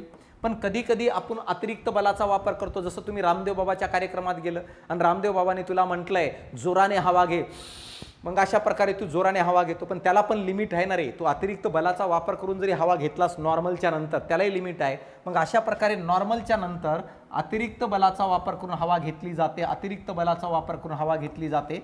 आणि जी अतिरिक्त बलाचा वापर करून हवा घेतली जाते त्याला म्हणतात मित्रांनो माहीत आहे का, IRV इन्स्पायरेटरी रिझर्व्ह व्हॉल्यूम म्हणतो. आणि ही किती आहे 2500 ते 3000 ml एवढी हवा आहे मित्रांनो. तर अशा प्रकारे 2500 ते 3000 ml एवढी हवा हे अतिरिक्त बलाचा वापर करून ह्युमन बिईंग यानी मानव घेत असतो. मग मी तुला जर म्हटलो की भाऊ टोटल, त्याला काय म्हणतो आपण IRV इन्स्पायरेटरी रिझर्व्ह व्हॉल्यूम म्हणतो. मग मी जर तुला म्हणलो की भाऊ टोटल हवा किती घेतोस, मग तुझं उत्तर असेल मित्रा, सर टोटल हवा म्हणजेच काय श्वासाची क्षमता.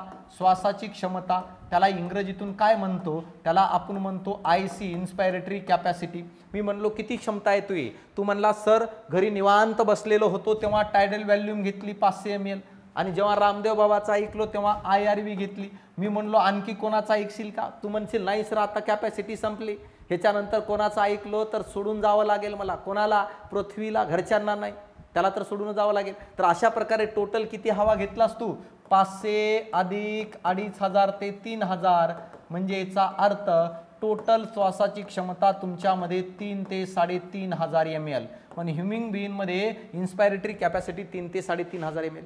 ही झाली श्वास घेण्याची कॅपॅसिटी. आता श्वास बाहेर फेकायचे तुम्हाला. आता श्वास बाहेर फेकायचे. बाहेर फेकत असताना पहिल्यांदा नॉर्मल फेकशील ना रे, नॉर्मल टायडल व्हॉल्यूम फेकशील किती 500 ml.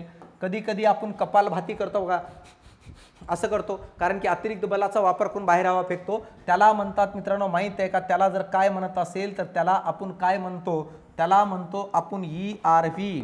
ERV म्हणजे अतिरिक्त बलाचा वापर करून बाहेर फेकली गेलेली हवा, ज्याला एक्सपायरेटरी रिझर्व्ह व्हॉल्यूम म्हणतात. आणि ती किती असते, ती असते मित्रांनो माहित आहे का, नॉर्मली जर बघितलं तर या ठिकाणी 1000 ते 1100 एवढी काय आहे ती अतिरिक्त बलाचा वापर करून बाहेर फेकलेली हवा आहे.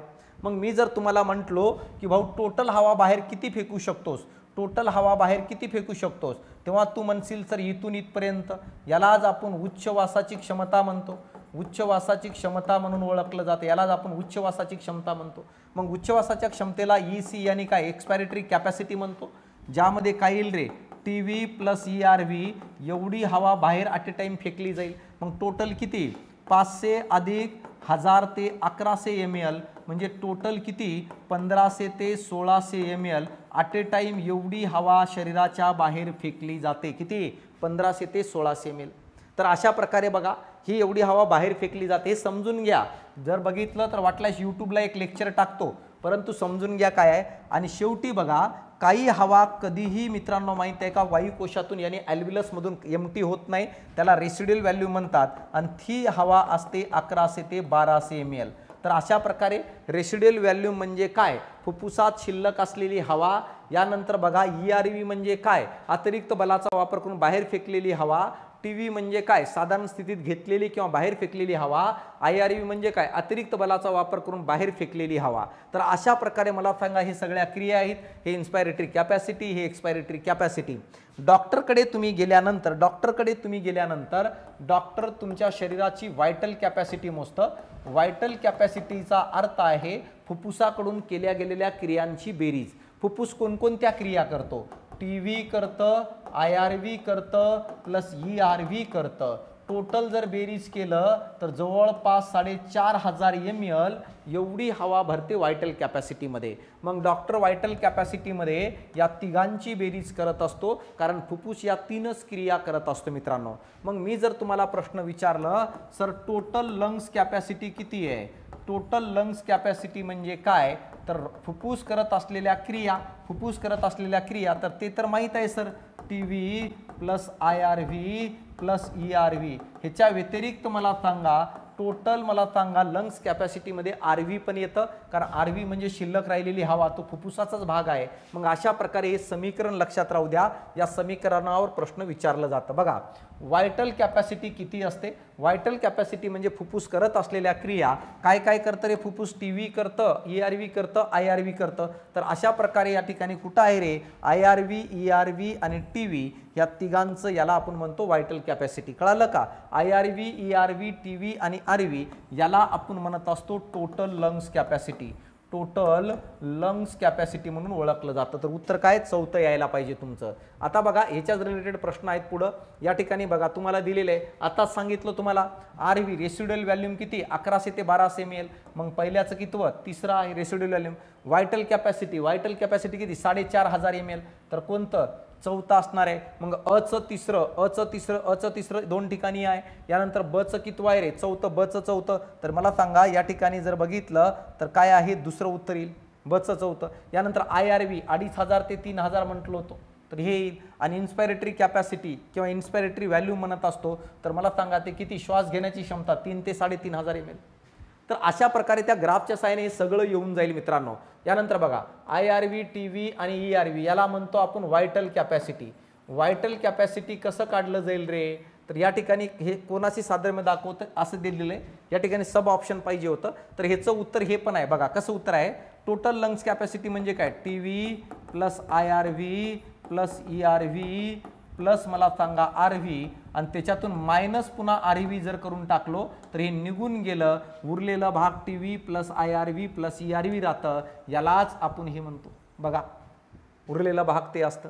म्हणून या ठिकाणी बघा, दुसरं उत्तर येईल मित्रांनो. हे समजणं गरजेचं आहे. दुसरं उत्तर येईल कशाचं? आयआरव्ही, टीव्ही प्लस ईआरव्ही.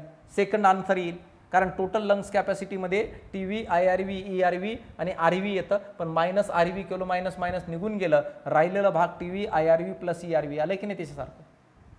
म्हणून मला सांगा उत्तर दुसरं येतं. कळतंय?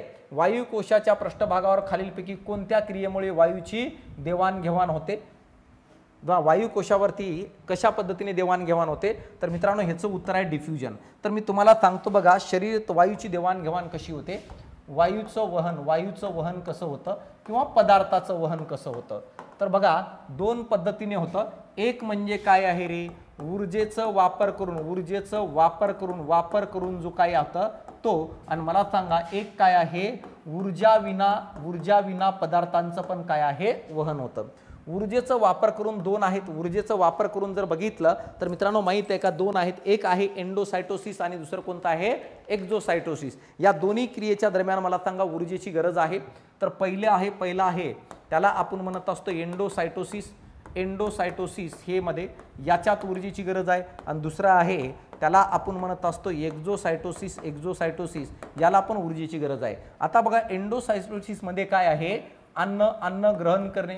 जेव्हा पेशी अन्न ग्रहण करते त्याला म्हणतात एंडोसायटोसिस, याला ऊर्जेची गरज आहे. एक्झोसायटोसिस म्हणजे काय? विषारी पदार्थांना उत्सर्जित करणे. विषारी पदार्थ उत्सर्जित करणे याला जर आपण काय म्हणत असेल तर काय म्हणत असतो? एक्झोसायटोसिस.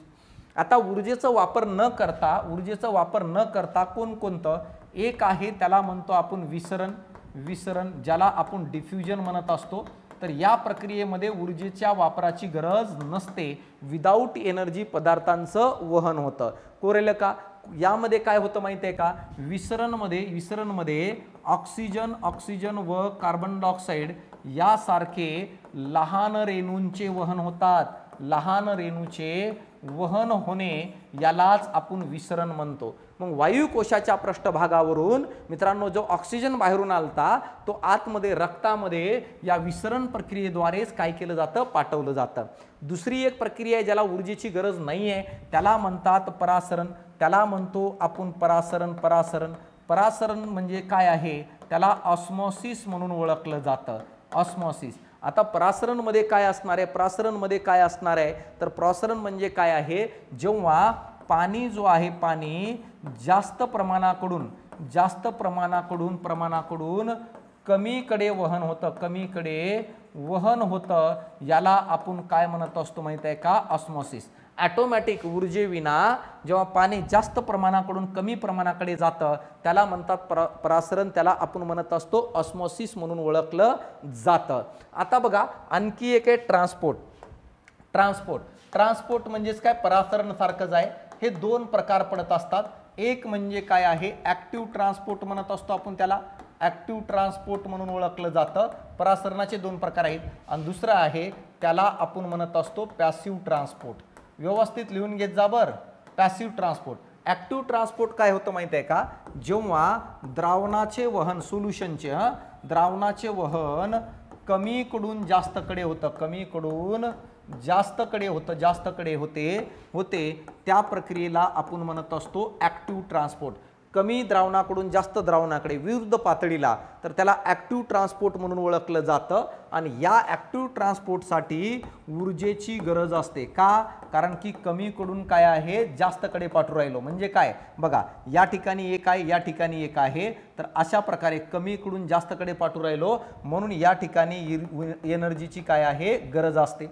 आता पॅसिव्ह ट्रान्सपोर्टमध्ये काय आहे, द्रावणाचे वहन कुठून रे, जास्त कडून कोणाकडे, कमीकडे जेव्हा होतं तेव्हा त्याला पॅसिव्ह म्हणत असतो. म्हणजे अशा प्रकारे इथं जास्त आहे, इथं कमी आहे, आणि अशा प्रकारे वहन होतो. आणि याला ऊर्जेची गरज नसते, एनर्जीची गरज नसते. तर अशा प्रकारे फरक समजून घ्या काय असणार आहे, कसं असणार आहे, पूर्ण डिटेल सांगितलेलं आहे बघा. आणि हेच आपल्याला बघायचं आहे. तर आता बघा, वायूच्या पृष्ठभागावर डिफ्युजन, पॅसिव्ह ट्रान्सपोर्ट, जास्तकडून कमीकडे, याला ऊर्जेची गरज नाही. ऍक्टिव्हला ऊर्जेची गरज आहे. ऑस्मोसिस मी तुम्हाला सांगितलं.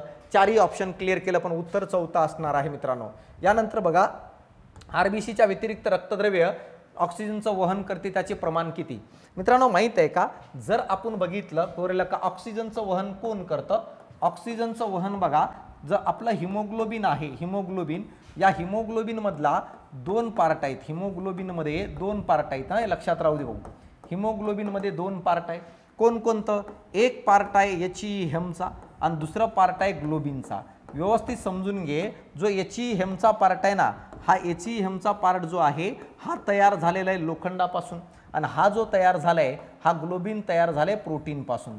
मग हिमोग्लोबिन मधला जो हेमचा पार्ट आहे हा 97 ते 98% ऑक्सिजनचं वहन करतं, आणि हा ग्लोबिन पार्ट जो आहे तो 21% कार्बन डायऑक्साईडचं वहन करतं. मग व्यवस्थित लक्ष द्या. मग हा जो हेम आहे, हेमच्या व्यतिरिक्त ऑक्सिजनचं वहन 2 ते 3% ब्लड प्लाझ्मामधून होतं, ज्याला आपण काय म्हणत असतो, रक्तद्रव्य म्हणतो. मग बघा, ब्लड प्लाझ्मामध्ये ऑक्सिजनचं वहन किती, तर चौथं उत्तर येतं 2 ते 3%. 97 ते 98% हिमोग्लोबिन मधला हेम पार्ट करत असतो, आणि त्या ठिकाणी तो कार्बन डायऑक्साईड पण वहन करतो. कोण, हिमोग्लोबिनचा हा ग्लोबिन पार्ट. या व्यतिरिक्त कार्बन डायऑक्साईड कोण वहन करतं, आपल्या रक्तामध्ये असणारा बायकार्बोनेट नावाचा जो घटक आहे हे 70% कार्बन डायऑक्साईडचं वहन करतं, हे पण लक्षात राहू द्या. तर अशा प्रकारे बघा, हा पार्ट आपण बघितलेला आहे. खालीलपैकी कोणता विकर आरबीसी मध्ये कार्बन डायऑक्साईड HCO अभिक्रियेचा वेग वाढतो. आता बघा काय केलं जातं माहित आहे का, जेव्हा अन्नापासून ऊर्जा तयार केली जाते, तर काय घडतं बघा मित्रांनो, माहित आहे का, जेव्हा अन्नापासून ऊर्जा तयार केली जाते, तर ऊर्जा तयार होत असताना कार्बन डायऑक्साईड आणि H2O हे दोघंही तयार होतात. आता बघा, कार्बन डायऑक्साईड आणि H2O हे दोघंही कुठं जातात, लाल रक्तपेशीच्या पृष्ठभागावर जातात. लाल रक्तपेशीच्या पृष्ठभागावर कार्बन डायऑक्साईड आणि H2Oच्या एकत्रीकरणातून, या दोघांच्या एकत्रीकरणातून कार्बोनिक ऍसिड तयार होतं, आणि नंतर या कार्बोनिक ऍसिडचं विभाजन होतं, हायड्रोजन आयन्स बाजूला जातात आणि बायकार्बोनेट नावाचा घटक तयार होतो, ज्याच्यामध्ये कार्बन येते. नंतर बघा, हे दोघंही घटक पुढे रक्तामधून जातात आणि वायुकोशात येतात, तेव्हा हायड्रोजन आयन्स आणि मला सांगा बायकार्बोनेट एकत्र येतात आणि पुन्हा मला सांगा कार्बोनिक ऍसिडची निर्मिती करतात. आणि नंतर या कार्बोनिक ऍसिडचं कार्बन डायऑक्साईड वेगळं होतं आणि H2O वेगळं होतं, कुठं, वायुकोशामध्ये, आणि नंतर कार्बन डायऑक्साईडला शरीराच्या बाहेर फेकलं जातं. तर अशा प्रकारे कार्बन डायऑक्साईडचं वहन होतं शरीरामध्ये. सिंपल आहे बघा. अन्नापासून ऊर्जा तयार झाली, ऊर्जेतून कार्बन डायऑक्साईड H2O बाहेर पडले, लाल रक्तपेशीच्या पृष्ठभागात त्या दोघांना एकत्रित करून कार्बोनिक ॲसिड तयार झालं। यानंतर कार्बोनिक ॲसिडचं विघटन हायड्रोजन आयन्स आणि बायकार्बोनेट वेगळे झाले। हे दोघेही रक्तातून वहन होत आले कुठं? वायुकोशामध्ये। वायुकोशामध्ये दोघांच्या एकत्रीकरणातून पुन्हा कार्बोनिक ॲसिड तयार झालं आणि या कार्बोनिक ॲसिडच्या विघटनातून मला सांगा कार्बन डायऑक्साइड आणि H2 वेगळं झालं कुठंपर्यंत? कोणामध्ये? वायुकोशात, आणि कार्बन डायऑक्साइड बाहेर फेकलं। या पूर्ण प्रक्रियेमध्ये बघा, या पूर्ण प्रक्रियेमध्ये या दोघांना एकत्रित करून हा कार्बोनिक ॲसिड तयार करण्याचं काम जर बघितलं तर कोण करत असतं? तर तो असतो कार्बोनिल अनहायड्रेज नावाचा विकर। तर या ठिकाणी बघा कार्बोनिल अनहायड्रेज नावाचा विकर मदत करतं। त्या व्यतिरिक्त इथं पण त्यांना तोडण्याचं काम कार्बोनिल अनहायड्रेजच करतो आणि कार्बन डायऑक्साइड H2 वेगळं करतं। म्हणजे कार्बन डायऑक्साइड आणि H2 च्या एकत्रीकरणातून कार्बोनिक ॲसिड निर्माण करण्याचं काम पण कार्बोनिक अनहायड्रेज करतं आणि वायुकोशात पुन्हा तो तयार झाल्यानंतर त्याला तोडून कार्बन डायऑक्साइड वेगळं करण्याचं काम पण कार्बोनिक अनहायड्रेज करतं। ही सगळी प्रोसेस जर कोणाच्या पृष्ठभागावर घडत असेल तर ती घडत असते लाल रक्तपेशीच्या पृष्ठभागावर, यानी आरबीसीच्या। मग इथं तोच दिलेला आहे, आरबीसी मध्ये कार्बन डायऑक्साइड आणि H2 च्या अभिक्रियेचा वेग कोण वाढवतं? तर कार्बोनिल अनहायड्रेज वाढवतं। समजलीत पर्यंत? थोडं डिटेल घेऊ राहिलो। रक्तातील ब्लड कार्बन डायऑक्साइडचे प्रमाण जास्त झाल्यास श्वसनाच्या रेस्पिरेशनच्या क्रियेत काय बदल होतो रे? समजा रक्तात कार्बन डायऑक्साइड जास्त झालं तर काय परिणाम पडेल? अशा प्रकारचा प्रश्न या ठिकाणी तुम्हाला दिलेला आहे। आता बघा काय होईल जर रक्तात कार्बन डायऑक्साइड जास्त झालं ना तर त्याला बाहेर फेकावं लागेल। रक्तात कार्बन डायऑक्साइड झालं जास्त तर त्याला बाहेर फेकावं लागेल आणि ऑक्सिजनचं प्रमाण वाढवावं लागेल। मग काय असणार आहे? शोषणाची क्रिया वाढते आणि खोल होते, हा त्याचं उत्तर असेल। का? कारण आपल्याला रक्तामध्ये ऑक्सिजन पाहिजे। कार्बन डायऑक्साइड असेल तर त्याला बाहेर फेकावं लागेल आणि ऑक्सिजन घ्यावं लागेल, म्हणून बघा शोषणाची क्रिया काय वाढते आणि खोल होते, म्हणजे धाप लागणे म्हणतो आपण त्याला। तर अशा प्रकारे हे चौथं उत्तर असणार आहे मित्रांनो। यानंतर शोषण क्रियेचा दर मुख्यतः खालीलपैकी कोणत्या घटक नियंत्रित करत असतो? आपण घेत असलेला शोषण जो आहे तो कोणावर डिपेंड आहे? तर अशा प्रकारचा प्रश्न या ठिकाणी तुम्हाला विचारण्यात आलेला आहे। आता बघा कशावर डिपेंड आहे? शोषण क्रिया हळू होणार की जास्त होणार? हे टोटली डिपेंड आहे की आपल्या रक्तामध्ये ऑक्सिजनचं प्रमाण किती आहे। जर समजा रक्तामध्ये ऑक्सिजनचं प्रमाण कमी झालं तर मला सांगा शोषण मला सांगा वेगात घडतं, वेगात घडतं, धाप लागणे म्हणतो। आणि जर ऑक्सिजनचं प्रमाण मला सांगा जास्त असेल तर अशा वेळेस मात्र शोषण काय रे? कमी वेगात घडतं। मग शोषणाची जी क्रिया आहे हे ऑक्सिजनच्या पातळीवर डिपेंड करतं। रक्तात ऑक्सिजन जास्त आहे की कमी आहे त्याच्यावर डिपेंड असणार की वेग वाढवणार की कमी होणार। जर मला सांगा रक्तात ऑक्सिजनचं प्रमाण कमी असेल शोषणाचा वेग वाढवणार आणि ऑक्सिजन घेण्याचा प्रयत्न करणार। जर ऑक्सिजन भरपूर असेल तर शोषणाचे वेग वाढायची गरज नाही, कारण शरीरात ऑक्सिजनची गरज नाही। म्हणून उत्तर काय येईल? तर तिसरं उत्तर येणार आहे। प्राण्यामध्ये कार्बन डायऑक्साइड धोकादायक असते कारण कार्बन मोनॉक्साईड, प्राण्यामध्ये कार्बन डायऑक्साइड नाही कार्बन मोनॉक्साईड आहे, धोकादायक असते, त्याचं कारण काय? अशा प्रकारचा प्रश्न या ठिकाणी विचारलेला आहे। आता बघा प्राण्यामध्ये कार्बन मोनॉक्साईड धोकादायक असतं का? कारण काय माहिती आहे? कार्बन मोनॉक्साईड काय करतो ह्याची दोन प्रॉब्लेम आहे।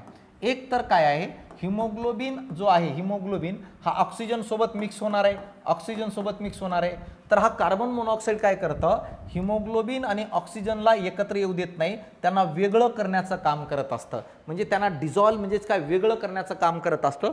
या कारणामुळं हिमोग्लोबिनची आणि ऑक्सिजनची जी डिझॉल्विंग कॅपॅसिटी आहे, संयोग पावण्याची क्षमता आहे, ते कार्बन मोनॉक्साईडमुळे कमी कमी होत जाते मित्रांनो। म्हणून शरीरात कार्बन मोनॉक्साईड असणं म्हणजे रक्तामध्ये ऑक्सिजनची कमतरता होणे ही 100% गॅरंटी आहे। तर याचं उत्तर काय आहे? तर मित्रांनो माहित आहे का? तर काय आहे या ठिकाणी कार्बन डायऑक्साइड धोकादायक असण्याचं कारण कार्बन डायऑक्साइडचे कमी वहन होणे, ऑक्सिजनचे कमी वहन होणे, कार्बन डायऑक्साइडचे जास्त वहन होणे, ऑक्सिजनचे जास्त वहन होणे। तर या प्रश्नाचं उत्तर आहे ऑक्सिजनचं कमी वहन होणे। का? कारण तो ऑक्सिजनची जागा घेऊन टाकतो आणि हिमोग्लोबिन पासून काय कार्बन ऑक्सिजनला बाहेर फेकण्याचं काम करतं कार्बन मोनॉक्साईड। म्हणून उत्तर तुमचं दुसरं यायला पाहिजे।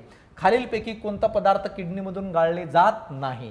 मित्रांनो माहित आहे का? उत्सर्जन संस्थेचा हा पहिला प्रश्न आहे।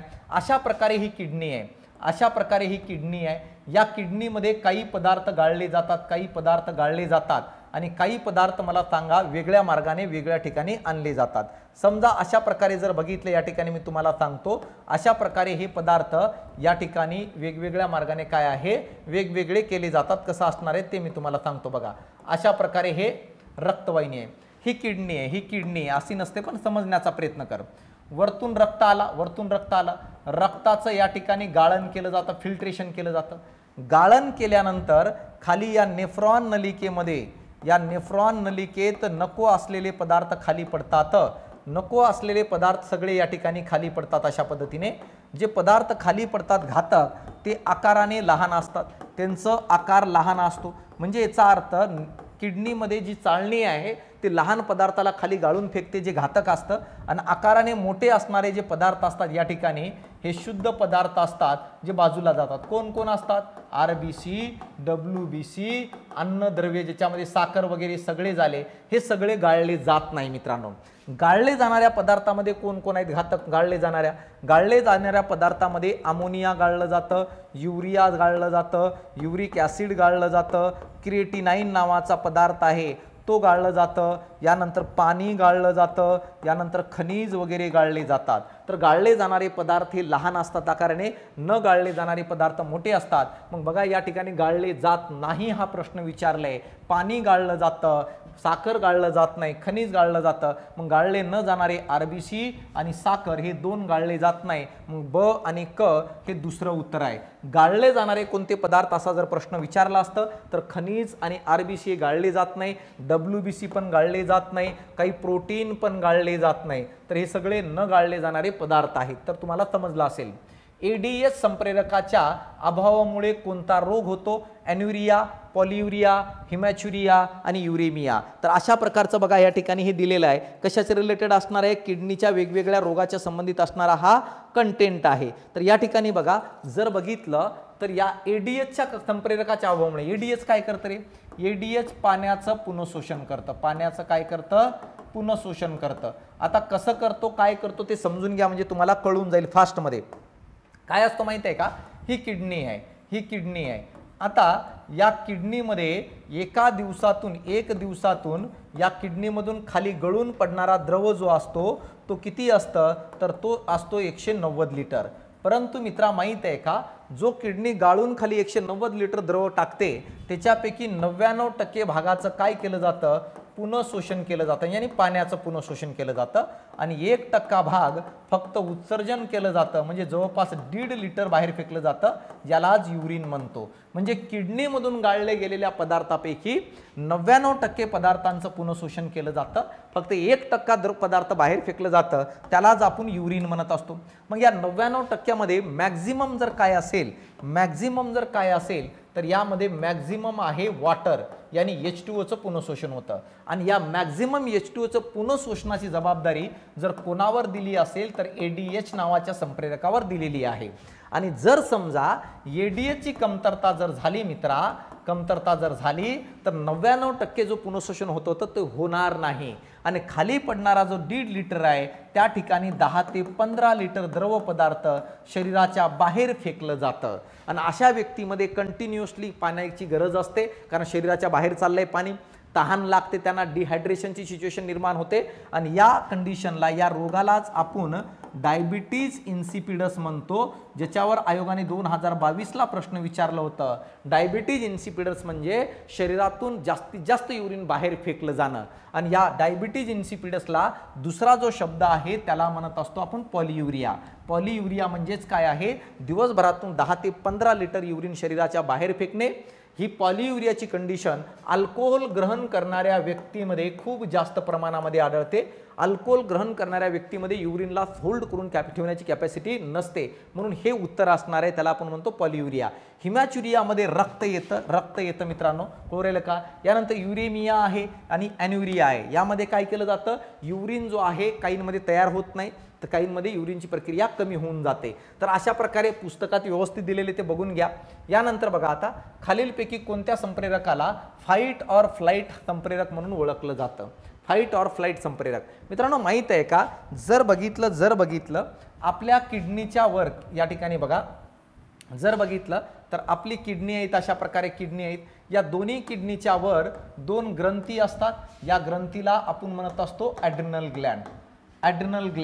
या ॲड्रिनल ग्लॅंडला वेगवेगळ्या नावाने ओळखतात। याला आणीबाणीची ग्रंथी म्हणतात मित्रांनो। आणीबाणीची ग्रंथी का म्हणतात? कारण आणीबाणीच्या काळामध्ये शरीरात होणाऱ्या बदलाला कंट्रोल करण्याचं काम हे करतं। जसं अचानक तुझ्या मागं वाघ लागला, आता वाघ लागलं म्हणल्यावर शरीरात बदल होणार ना, त्याला थोडी म्हणणार आहेस शेवटचा अटेम्प्ट आहे, देऊ दे, पुढं बघू, आपण दोघं ठरू, नाही ना। तर आणीबाणीचा काळ म्हणजे 2 ऑप्शन असतात, मारणे किंवा पळून जाणे। हे मारणे किंवा मरणे नसतात. हे जे लोक म्हणतात ना मारणे किंवा मरणे, तर यांना बघायचं कधी उग म्हणतात, यांना बघायचं आणीबाणीच्या काळामध्ये हे हातात चप्पल घेऊन पळतात मित्रांनो, कारण की पाय घसरते म्हणून. तर या ठिकाणी बघा, तर हे आणीबाणीची ग्रंथी म्हणतो का, कारण आणीबाणीच्या काळात होणारे बदल हे कंट्रोल करतं. ॲड्रिनल ग्लँडचे दोन भाग पडत असतात, एक असतं ॲड्रिनल मेडुला, एक असतं ॲड्रिनल मेडुला आणि दुसरा असतं कॉर्टेक्स. मित्रांनो माहित आहे का, या ॲड्रिनल मेडुलामधून दोन रसायन तयार होतात. एक असतं ॲड्रिनलाईन, यालाच म्हणतात इपिनेफेराईन, यालाच म्हणतो आपण इपिनेफेराईन. दुसरं असतं नॉर ॲड्रिनलाईन, याला म्हणतात नॉर इपिनेफेराईन. या दोघांना एकत्रित आपण काय म्हणतो रे, या दोघांना एकत्रित आपण म्हणत असतो इमर्जन्सी हार्मोन्स. या दोघांना एकत्रित म्हणतो आपण फाईट और फ्लाइट हार्मोन्स. तर अशा प्रकारे मित्रांनो फाईट और फ्लाइट हार्मोन्स म्हणतो का, कारण आणीबाणीच्या काळामध्ये हे चेंजेस करतात. काय चेंजेस करतात, वाघ तुमच्या समोर आल्यानंतर हातपाय थरथर करायला लागतात, अंगावर काटे येतात, सतर्कता वाढते, डोळ्याच्या बाहुल्या उंचावतात, हृदयाचे ठोके वाढतात, काहींचं हृदय बाहेर येतं. तर हे जे आणीबाणीचे काळ आहेत, हे कसं काय बदल झाला शरीरामध्ये, हे बदल करण्याचं काम हे दोन संप्रेरक करतात मित्रांनो, समजलं. आणि या दोन्ही संप्रेरकाची निर्मिती ॲड्रिनल ग्लँडचा मेडुला भाग तयार करतो. कॉर्टेक्स मधून वेगवेगळे कर्बोदकाचे चयापचय करणारे संप्रेरक तयार होतात, खनिजांचं शोषण करणारे. म्हणून बघा या प्रश्नाचं उत्तर काय रे, कोणतं, इफिनेफेराईन बरोबर आहे, नॉर इफिनेफेराईन पण बरोबर आहे, दोन्ही आहे, ज्याला फाईट और फ्लाइट हार्मोन्स म्हणतो आपण. अपेक्षा करतो की कळत असेल. प्राणी व उत्सर्जित अवयव यांच्या जोड्या लावा. वेगवेगळ्या प्राण्यांमध्ये उत्सर्जनासाठी वेगवेगळे अवयव दिलेले आहेत. आता चपटे क्रमी आहे, ज्याला आपण फ्लॅट वर्म म्हणत असतो मित्रांनो. ह्याच्यामध्ये काय असणार आहे, गांडूळ नावाचा प्राणी एक कीटक आहे. या सगळ्यांमध्ये आपल्याला बघायचे कोणकोणते आहेत. आता बघा, जे हे असतात फ्लॅट वर्म, ह्याच्यामध्ये ज्वालापेशी असतात, फ्लेम सेल म्हणत असतो. यानंतर गांडूळमध्ये जर बघितलं तर ह्याच्यामध्ये असतं नेफ्रिडिया, यानी नेफ्रिडिया असतं. कीटकामध्ये जर बघितलं तर काय असणार आहे, माल्फिगियन नलिका असते. आणि लॅब स्टॉरमध्ये आपल्याला हरित ग्रंथी आढळताना दिसतात. तर असं समजून घे, चपटे क्रमी म्हणजे प्लॅन्टीहेल्मिंथिस मध्ये आपल्याला ज्वालापेशी फ्लेम सेल आढळताना दिसतं. गांडूळ म्हणजे अनालिडामध्ये आपल्याला नेफ्रिडिया आढळताना दिसतं, उत्सर्जित अवयव. कीटक हे आर्थोपोडामध्ये येतं आणि आर्थोपोडामध्ये आपल्याला जर काय आढळत असेल तर माल्फिगी नलिका असते मित्रांनो. आणि लॅब स्टॉरमध्ये आपल्याला ग्रीन ग्लँड आढळताना दिसतं. म्हणून उत्तर जर कोणतं असेल तर या ठिकाणी अचं मित्रांनो तिसरं आहे, अचं तिसरं एका ठिकाणी आहे. मग उत्तर कोणतं, 2 नंबरचं असणार आहे. कळतंय. तर हे प्रश्न विचारले जातात उत्सर्जित अवयव. यानंतर बघा, किडनीमध्ये रक्तदाब कमी होऊन गाळण कमी झाल्यास कोणते संप्रेरक काय स्त्रावले जाते आणि सिक्रेट होते, असा प्रश्न विचारले. या प्रश्नाचं उत्तर आहे बघा, गाळण कमी झाल्यास हा रेनिन जो आहे ना, RENIN, हा रेनिन जठरात असतो. आणि जठरात हा काय करतो, दूध असतो ना, या दुधातील प्रथिनेचं पचन करतो. कोणतं रेनिन, RENIN, समजलं. हा रेनिन काय करतं, हा रेनिन ब्लड प्रेशर वाढवतं आणि गाळण दर वाढवतो मित्रांनो. कोणता, RENIN, कळालं. कारण गाळण दर किडनीचं कमी झालं तर किडनी शटडाऊन होण्याची शक्यता असते. म्हणून जसं जसं गाळण दर कमी होईल लवकर कळून जातं कोणाला, किडनीला. किडनीच्या आतून लगेच रेनिन तयार होतं. रेनिन तयार झाल्या तो काय करतो, रक्तदाब वाढवतो. कसं वाढवतो, त्याच्या वेगवेगळ्या पद्धती आहेत. रास सिस्टीम, ANF सिस्टीम. एवढं वेळ नाही, इथं 5 तासाचं लेक्चर होऊन जाईल नाही तर मला सांगा हे करतं. ADH काय करतं, पाण्याचं पुनःशोषण, हे कळलं. कार्टिसोल काय करतं माहित आहे का, ॲड्रिनल ग्लँडमधून तयार होणारा संप्रेरक आहे. आणि हा काय करत असतो, कर्बोदक आणि खनिज या दोघांचंही संतुलन ठेवण्याचं काम करतं, त्यांचं मेटाबॉलिझम करतं. पण ह्याचं उत्तर आहे तिसरं मित्रांनो. खालीलपैकी कोणत्या पदार्थाला मसल प्रोटीन म्हणतात. मित्रांनो माहित आहे का, जर बघितलं क्रिएटिनाइन, कोलेजन, व्यवस्थित लक्ष द्या. हा, क्रिएटिन मसल प्रोटीन म्हणतात क्रिएटिनाइनला. आता बघा या ठिकाणी काय असणार आहे, क्रिएटिन आणि क्रिएटिनाइन हे दोन घटक आहेत. आता क्रिएटिनाइनला क्रिएटिन म्हणतो, तर या ठिकाणी का, कारण काय माहित आहे, आपल्या ज्या मसल्स आहेत ना त्याला अतिरिक्त कार्य करावं लागतं. आणि या मसल्सला ऊर्जा प्रोव्हाइड करण्याचं काम जर कोण करत असेल तर क्रिएटिनाइन पदार्थ करतं. समजलीत पर्यंत. तर आता बघा, क्रिएटिन आहे पदार्थ आहे क्रिएटिन. यानंतर बघा, कोलेजन हा सर्वात जास्त प्रमाणात आढळणारा काय, प्रथिन आहे मित्रांनो. कोलेजन जर बघितलं, हा सर्वात जास्त आढळणारा काय आहे, प्रथिन आहे आपल्या शरीरात. आणि हे कोलेजन जो आहे ना, हे त्वचेखाली असतं. ह्याचं प्रमाण कमी जर झालं ना तर आपलं चेहरा असं सुरकत्या असं असं पूर्ण वय झाल्यानंतर होतं बघा तसं, कारण वय झाल्यानंतर याचं प्रमाण कमी होतं. मग हे ॲक्टर लोक बघा, हिरो हिरोईन 50-60 वर्षाचे झाले तरी चेहऱ्यात तेच दिसू राहिले का? कारण कोलेजनचं बॅलन्स ठेवलं जातं त्यांच्यामध्ये. समजलं?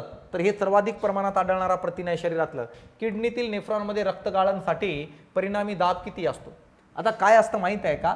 समजा अशा प्रकारची ही रक्तवाहिनी येऊ राहिली, ही किडनी आहे, ही किडनी आहे आणि या किडनीमध्ये वरतून अशा प्रकारची रक्तवाहिनी येऊ राहिली, रक्तवाहिनी येऊ राहिली आणि या ठिकाणी गाळण आहे, या ठिकाणी गाळण आहे, ही रक्तवाहिनी येऊ राहिली. तर काय होतं माहीत आहे का? वरतून येणारा रक्तदाब जो आहे तो 55 mmHg एवढा असतो आणि त्या रक्ताला विरोध करणारा दाब 45 mmHg असतो.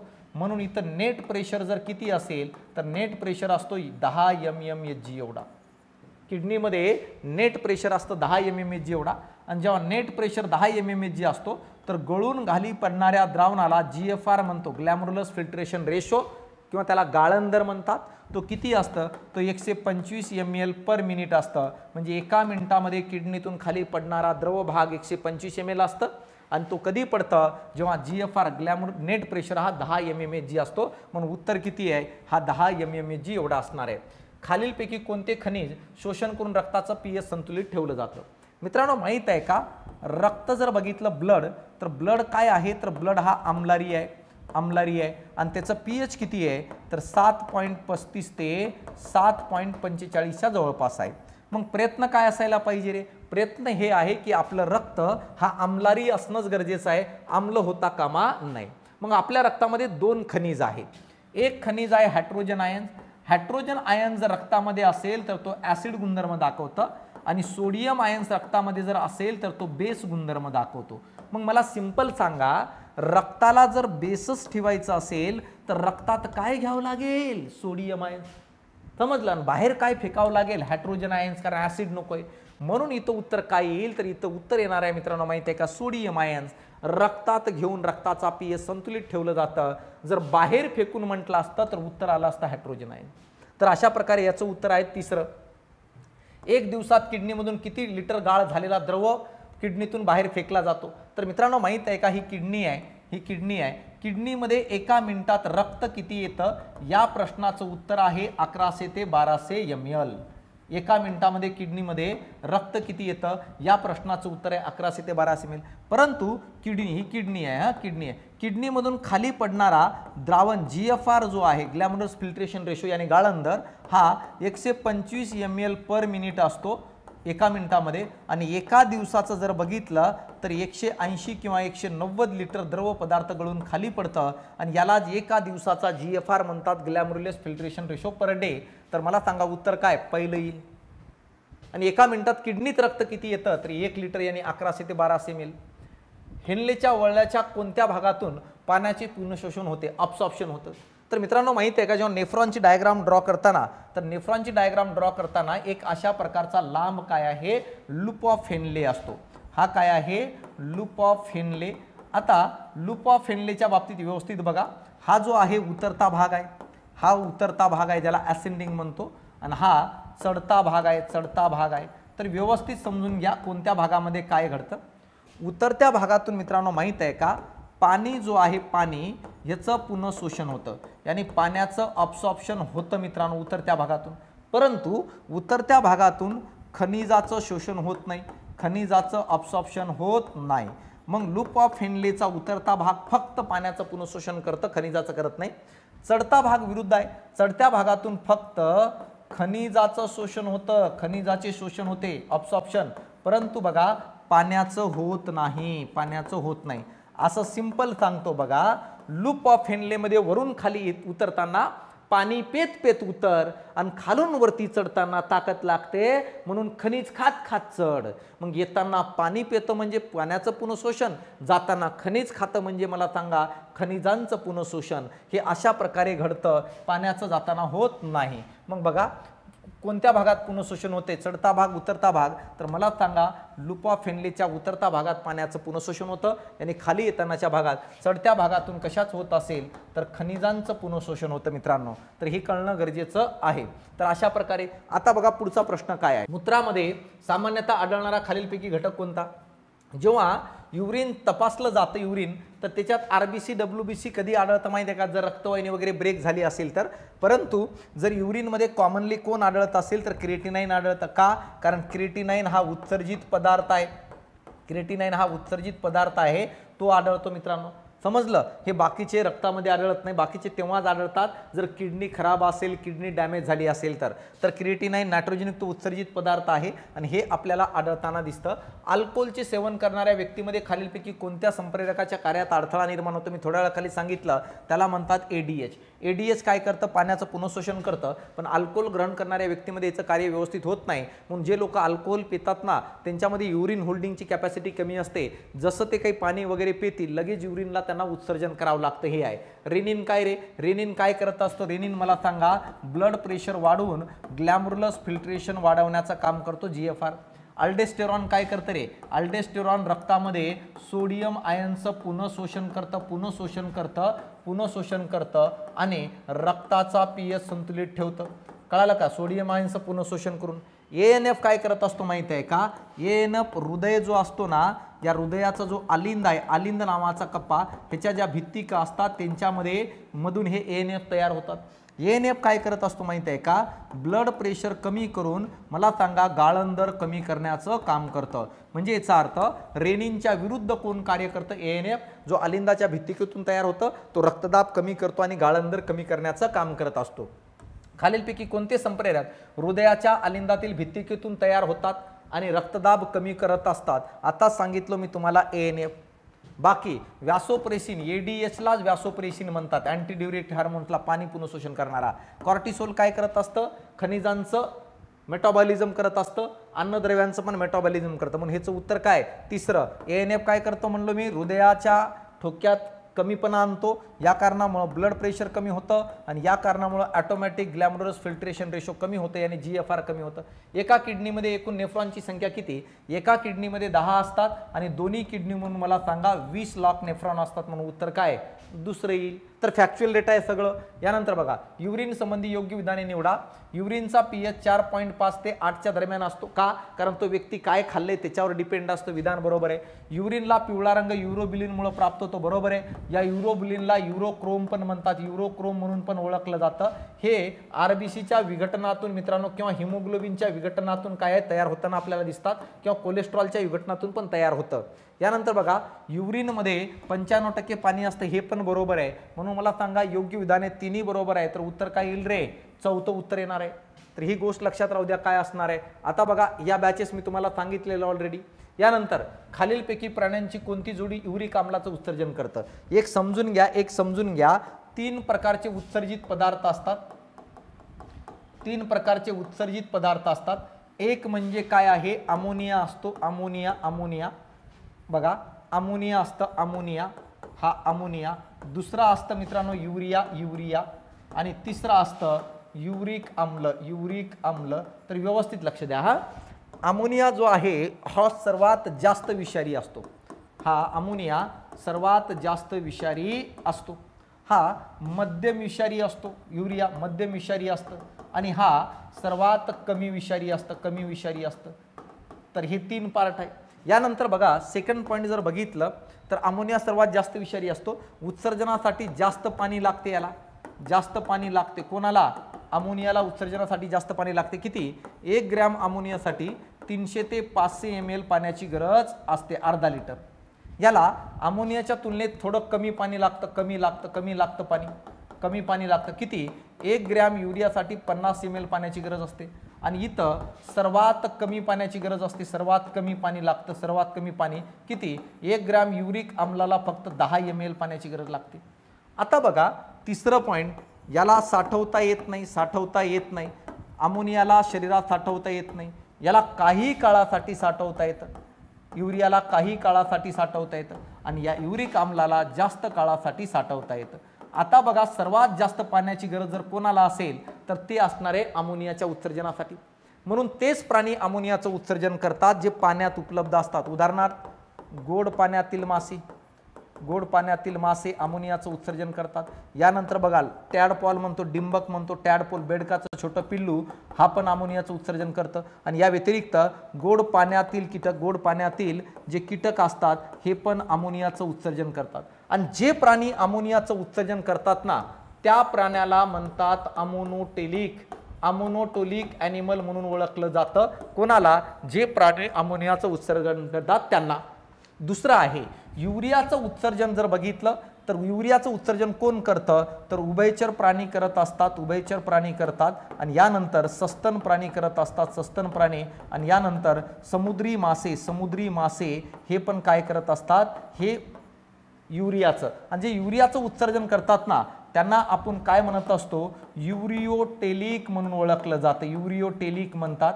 आणि शेवटी सगळ्यात कमी पाणी ज्यांच्यामध्ये असतात ते युरिक आम्लाचं उत्सर्जन करत असतात। कोण असतं? ह्यांच्यामध्ये येतं पक्षी, ह्यांच्यामध्ये येतं सरपटणारे ज्याला आपण रेप्टाइल्स म्हणत असतो, आणि ह्यांच्यामध्ये येतं जमिनीवरील कीटक। आणि या सगळ्यांना आपण जर काय म्हणत असेल याला म्हणतो युरिकोटेलिक ॲनिमल म्हणून ओळखलं जातं। कसं लक्षात ठेवायचं रे? रिलॅक्स बॉईज, कसं लक्षात ठेवायचं? सर्वात जास्त पाणी कोणाकडे असतो? गोड पाण्यातील मासे, डिंबक आणि पाण्यातील कीटक अमोनिया। त्याच्यापेक्षा थोडं कमी पाणी कोणामध्ये असतो? उभयचर, समुद्रातील मासे आणि सस्तन प्राणी युरिया। सर्वात कमी पाण्याची गरज कोणाला असते? पक्षीला असते, सरपटणाऱ्याला असते। अरे भाऊ मला एक सांग, चिमणी आली आणि भांडाभर पाणी पिऊन गेली, ऐकलंय का? कावळा आला आणि भांडाभर पाणी, ऐकलंय का? पाल आली आणि एक भांडा पाणी पिलं, ऐकलंय का? नाही। तर हे कमी लागतं। तर अशा प्रकारे हे कीटक जमिनीवर राहणारे सरपटणाऱ्यांना युरिकोटोलिक म्हणतो। मग या ठिकाणी तेच म्हणलेलं आहे, खालील प्राण्यांची कोणती जोडी चुकीची आहे? कास्तिमय मासे व मानव युरिक आम्लाचं उत्सर्जन करते। बघा युरिक ॲसिडचं उत्सर्जन कोण करतं? कास्तिमय मासे आणि मानव। आता बघा कास्तिमय मासे हे फक्त समुद्रात असतात मित्रा, समुद्रात असतात, समुद्रात। म्हणून हे समुद्रात असतात, ह्याचा अर्थ हे आणि मानव हे दोघंही काय करत असतात? युरियाचं उत्सर्जन करतात, युरियाचं। सरपटणारे प्राणी आणि मानव, हां मान्य आहे, सरपटणारे प्राणी हे युरिक आम्ल करतं, युरिक आम्ल, परंतु मानव हा युरियाचं करतं ना राजा, म्हणून तो पण येणार नाही। यानंतर पक्षी आणि कीटक, तर या ठिकाणी तुम्हाला कळेल पक्षी आणि कीटक हे येऊन जाईल, पक्षी आणि कीटक हे उत्तर येऊन जाईल। तिसरं इथं बघा अस्तिमय मासे हे गोड पाण्यात राहतात, मग ते तर करत नाहीत, पाल करते मान्य आहे, पण हे बर चुकीचं आहे ना। दोन्ही उदाहरण कोणतं बरोबर? पक्षी आणि कीटक। यानंतर बघा खालीलपैकी योग्य जोडी कोणती ती ओळखा। मानव युरियोटोलिक बरोबर आहे, मानव युरियाचं उत्सर्जन करतं। मासे युरिकोटोलिक आहे का रे? नाही। मासे मला सांगा अमोनोटेलिक आहे, जर गोड पाण्यात असेल आणि समुद्रात असेल तर युरियोटोलिक आहे। इथे युरिको हा म्हणतो, युरिको चुकीचं आहे, समजलं? पक्षी अमोनोटोलिक आहे का? नाही। पक्षी काय आहे? युरिकोटोलिक आहे, युरिको, कारण की युरिक आम्लाचं उत्सर्जन करता। बेडूक जो आहे हा युरिको नाही, युरियो आहे, युरियाचं उत्सर्जन करतं। म्हणून बाकी तिन्ही चुकीचे आहेत, पहिलं बरोबर आहे, फक्त मानव हा युरियाचं उत्सर्जन करतं। यानंतर बघा उत्सर्जित अवयव आणि जोडी ती कोणती ओळखा। नेफ्रिडिया, मी तुम्हाला सांगितलं ना, नेफ्रिडिया हा ॲनालिडामध्ये आढळताना दिसतं। माल्फिगियन नलिका हे आर्थ्रोपोडातील कीटकांमध्ये आढळतं, आणि ग्रीन ग्लँड हे क्रिस्टियासीमध्ये आढळताना दिसतं, मोलुस्कामध्ये। तर अचं काय आहे रे? अचं दुसरं आहे, अचं दुसरं 2 ठिकाणी। यानंतर बचं कितवं आहे? तिसरं, बचं तिसरं। तर मला सांगा उत्तर तिसरं येईल। तर सिंपल आहे, हे पाठांतर करावं लागेल। मानवी किडनीच्या खालील योग्य पर्याय माप कोणता? किडनीतील मेजरमेंट जर बघितलं, किडनीची लांबी 10 ते 12 सेंटीमीटर असते, रुंदी 6 ते 7 सेंटीमीटर, जाडी 2 ते 3 सेंटीमीटर, वजन 140 म्हणतात, पण ऑथेंटिक डेटाबेसमध्ये पण 120 ते 170 दिलेलं आहे, म्हणून उत्तर कोणतं येईल? पहिलं, हे मेजरमेंट दिले, किडनीची लांबी, रुंदी, जाडी आणि वजन। तर पहिलं उत्तर तुमचं बरोबर असणार आहे। खालीलपैकी कोणते घटक किडनीमधील रेनल पिरॅमिडचा नाही? आता बघा जेव्हा नेफ्रॉनला तुम्ही पाहता, जेव्हा पाहता तर नेफ्रॉनला 2 भागामध्ये विभागतो आपण। काय आहे सर नेफ्रॉन? नेफ्रॉन किडनीचा स्ट्रक्चरल अँड फंक्शनल युनिट आहे, किडनीचा संरचनात्मक आणि कार्यात्मक घटक। ह्याचे 2 भाग पडत असतात, एक आहे ग्लॅमुरुलस जो आहे हे रक्तवाहिनीचा बनलेला असतो, केशवाहिनीचं। आणि जर बघितलं दुसरं तर कोणतं असणार आहे? त्याला रेनल ट्यूब्यूल म्हणत असतो आपण, रेनल ट्यूब्यूल। आणि रेनल ट्यूब्यूलमध्ये बाकीचे घटक येतात, कोण कोण येणार? बोमन संपुट येतं, यानंतर JGA येतं, यानंतर PCT येतं, यानंतर लूप ऑफ हेनले येतं, हे सगळे इथे येतात। हां, चौथं DCT येतं, यानंतर कलेक्टिंग डक्ट येतं। तर हे सगळे इथं काय म्हणतोय तो बघा, रेनल ट्यूब्यूलचा कोण भाग नाही, या ठिकाणी तोच म्हणतो रेनल पिरॅमिडचा किंवा रेनल ट्यूब्यूलचा कोणता भाग नाहीये. जो केशवाहिनींचा जाळा आहे तो रेनल ट्यूब्यूलचा भाग नाही, बाकी सगळे आहेत. म्हणून उत्तर कोणतं आहे पहिलं. म्हणून बघा या ठिकाणी तुम्हाला दिसत असेल तर काय फक्त केशवाहिनींचा जाळा असणारा भाग नाहीये, बाकी सगळे आहेत. तर हे रेनल ट्यूब्यूलचा. यानंतर युरिन निर्मिती क्रियेचा योग्य क्रम सांगा. जगाला माहित आहे, 10 वेळेस विचारलेला प्रश्न आहे. आता बघा कोणता आहे, गाळण, पुनःशोषण, स्त्रावणे. तर दुसरं हा उत्तर असणार आहे, गाळण केलं जातं. गाळण केल्यानंतर मला सांगा बघा काय आहे, या ठिकाणी गाळण केलं जातं. गाळण प्रक्रियेमध्ये मला सांगा तर एका दिवसात किती गाळण केलं जातं, एका दिवसात 190 लिटर. या 190 लिटर पैकी 99% भागाचं पुनःशोषण केलं जातं, म्हणजे सेकंड प्रक्रिया पुनःशोषण. यानंतर न गाळले गेलेले पदार्थ पुन्हा नेफ्रॉनमध्ये सोडले जातात, याला म्हणतात स्त्रावणे आणि सिक्रेशन.